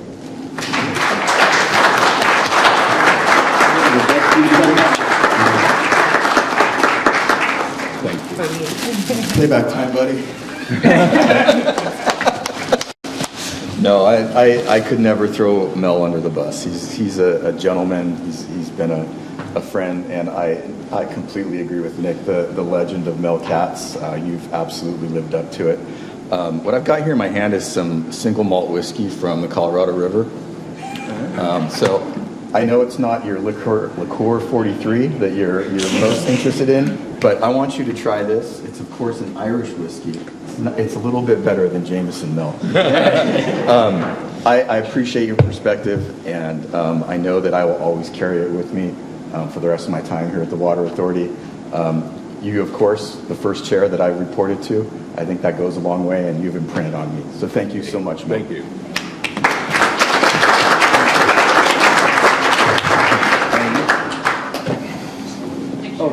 Photo. You can hand that to me. With the liquor? Yeah. No, that looks like it.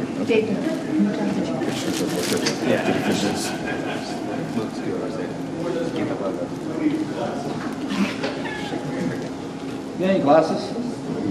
Out of the bottle.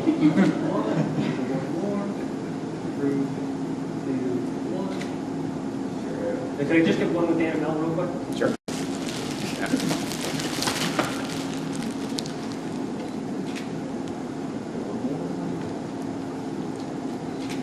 All right. Thank you. Yeah.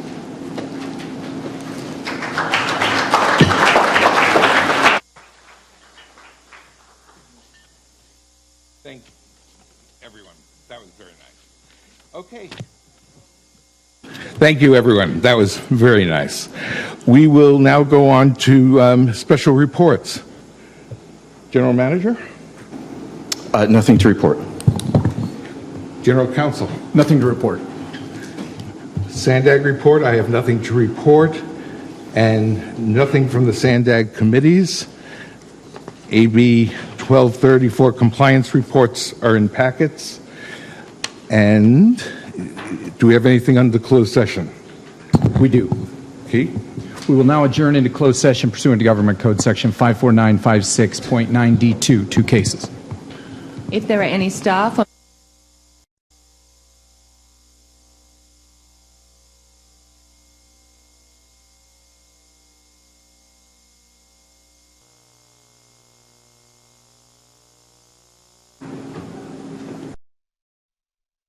Emerge from closed session with nothing to report. Okay. We do not have any other business. I remind you about the reception for Amy Chen. The reception for Amy Chen will start in an hour from now, and it's going to be on, is it on the patio? Yeah, it's out back. It's out back, right behind the boardroom? In the grass area, I believe. In the grass area. So I encourage you to go to the reception. This meeting is now adjourned.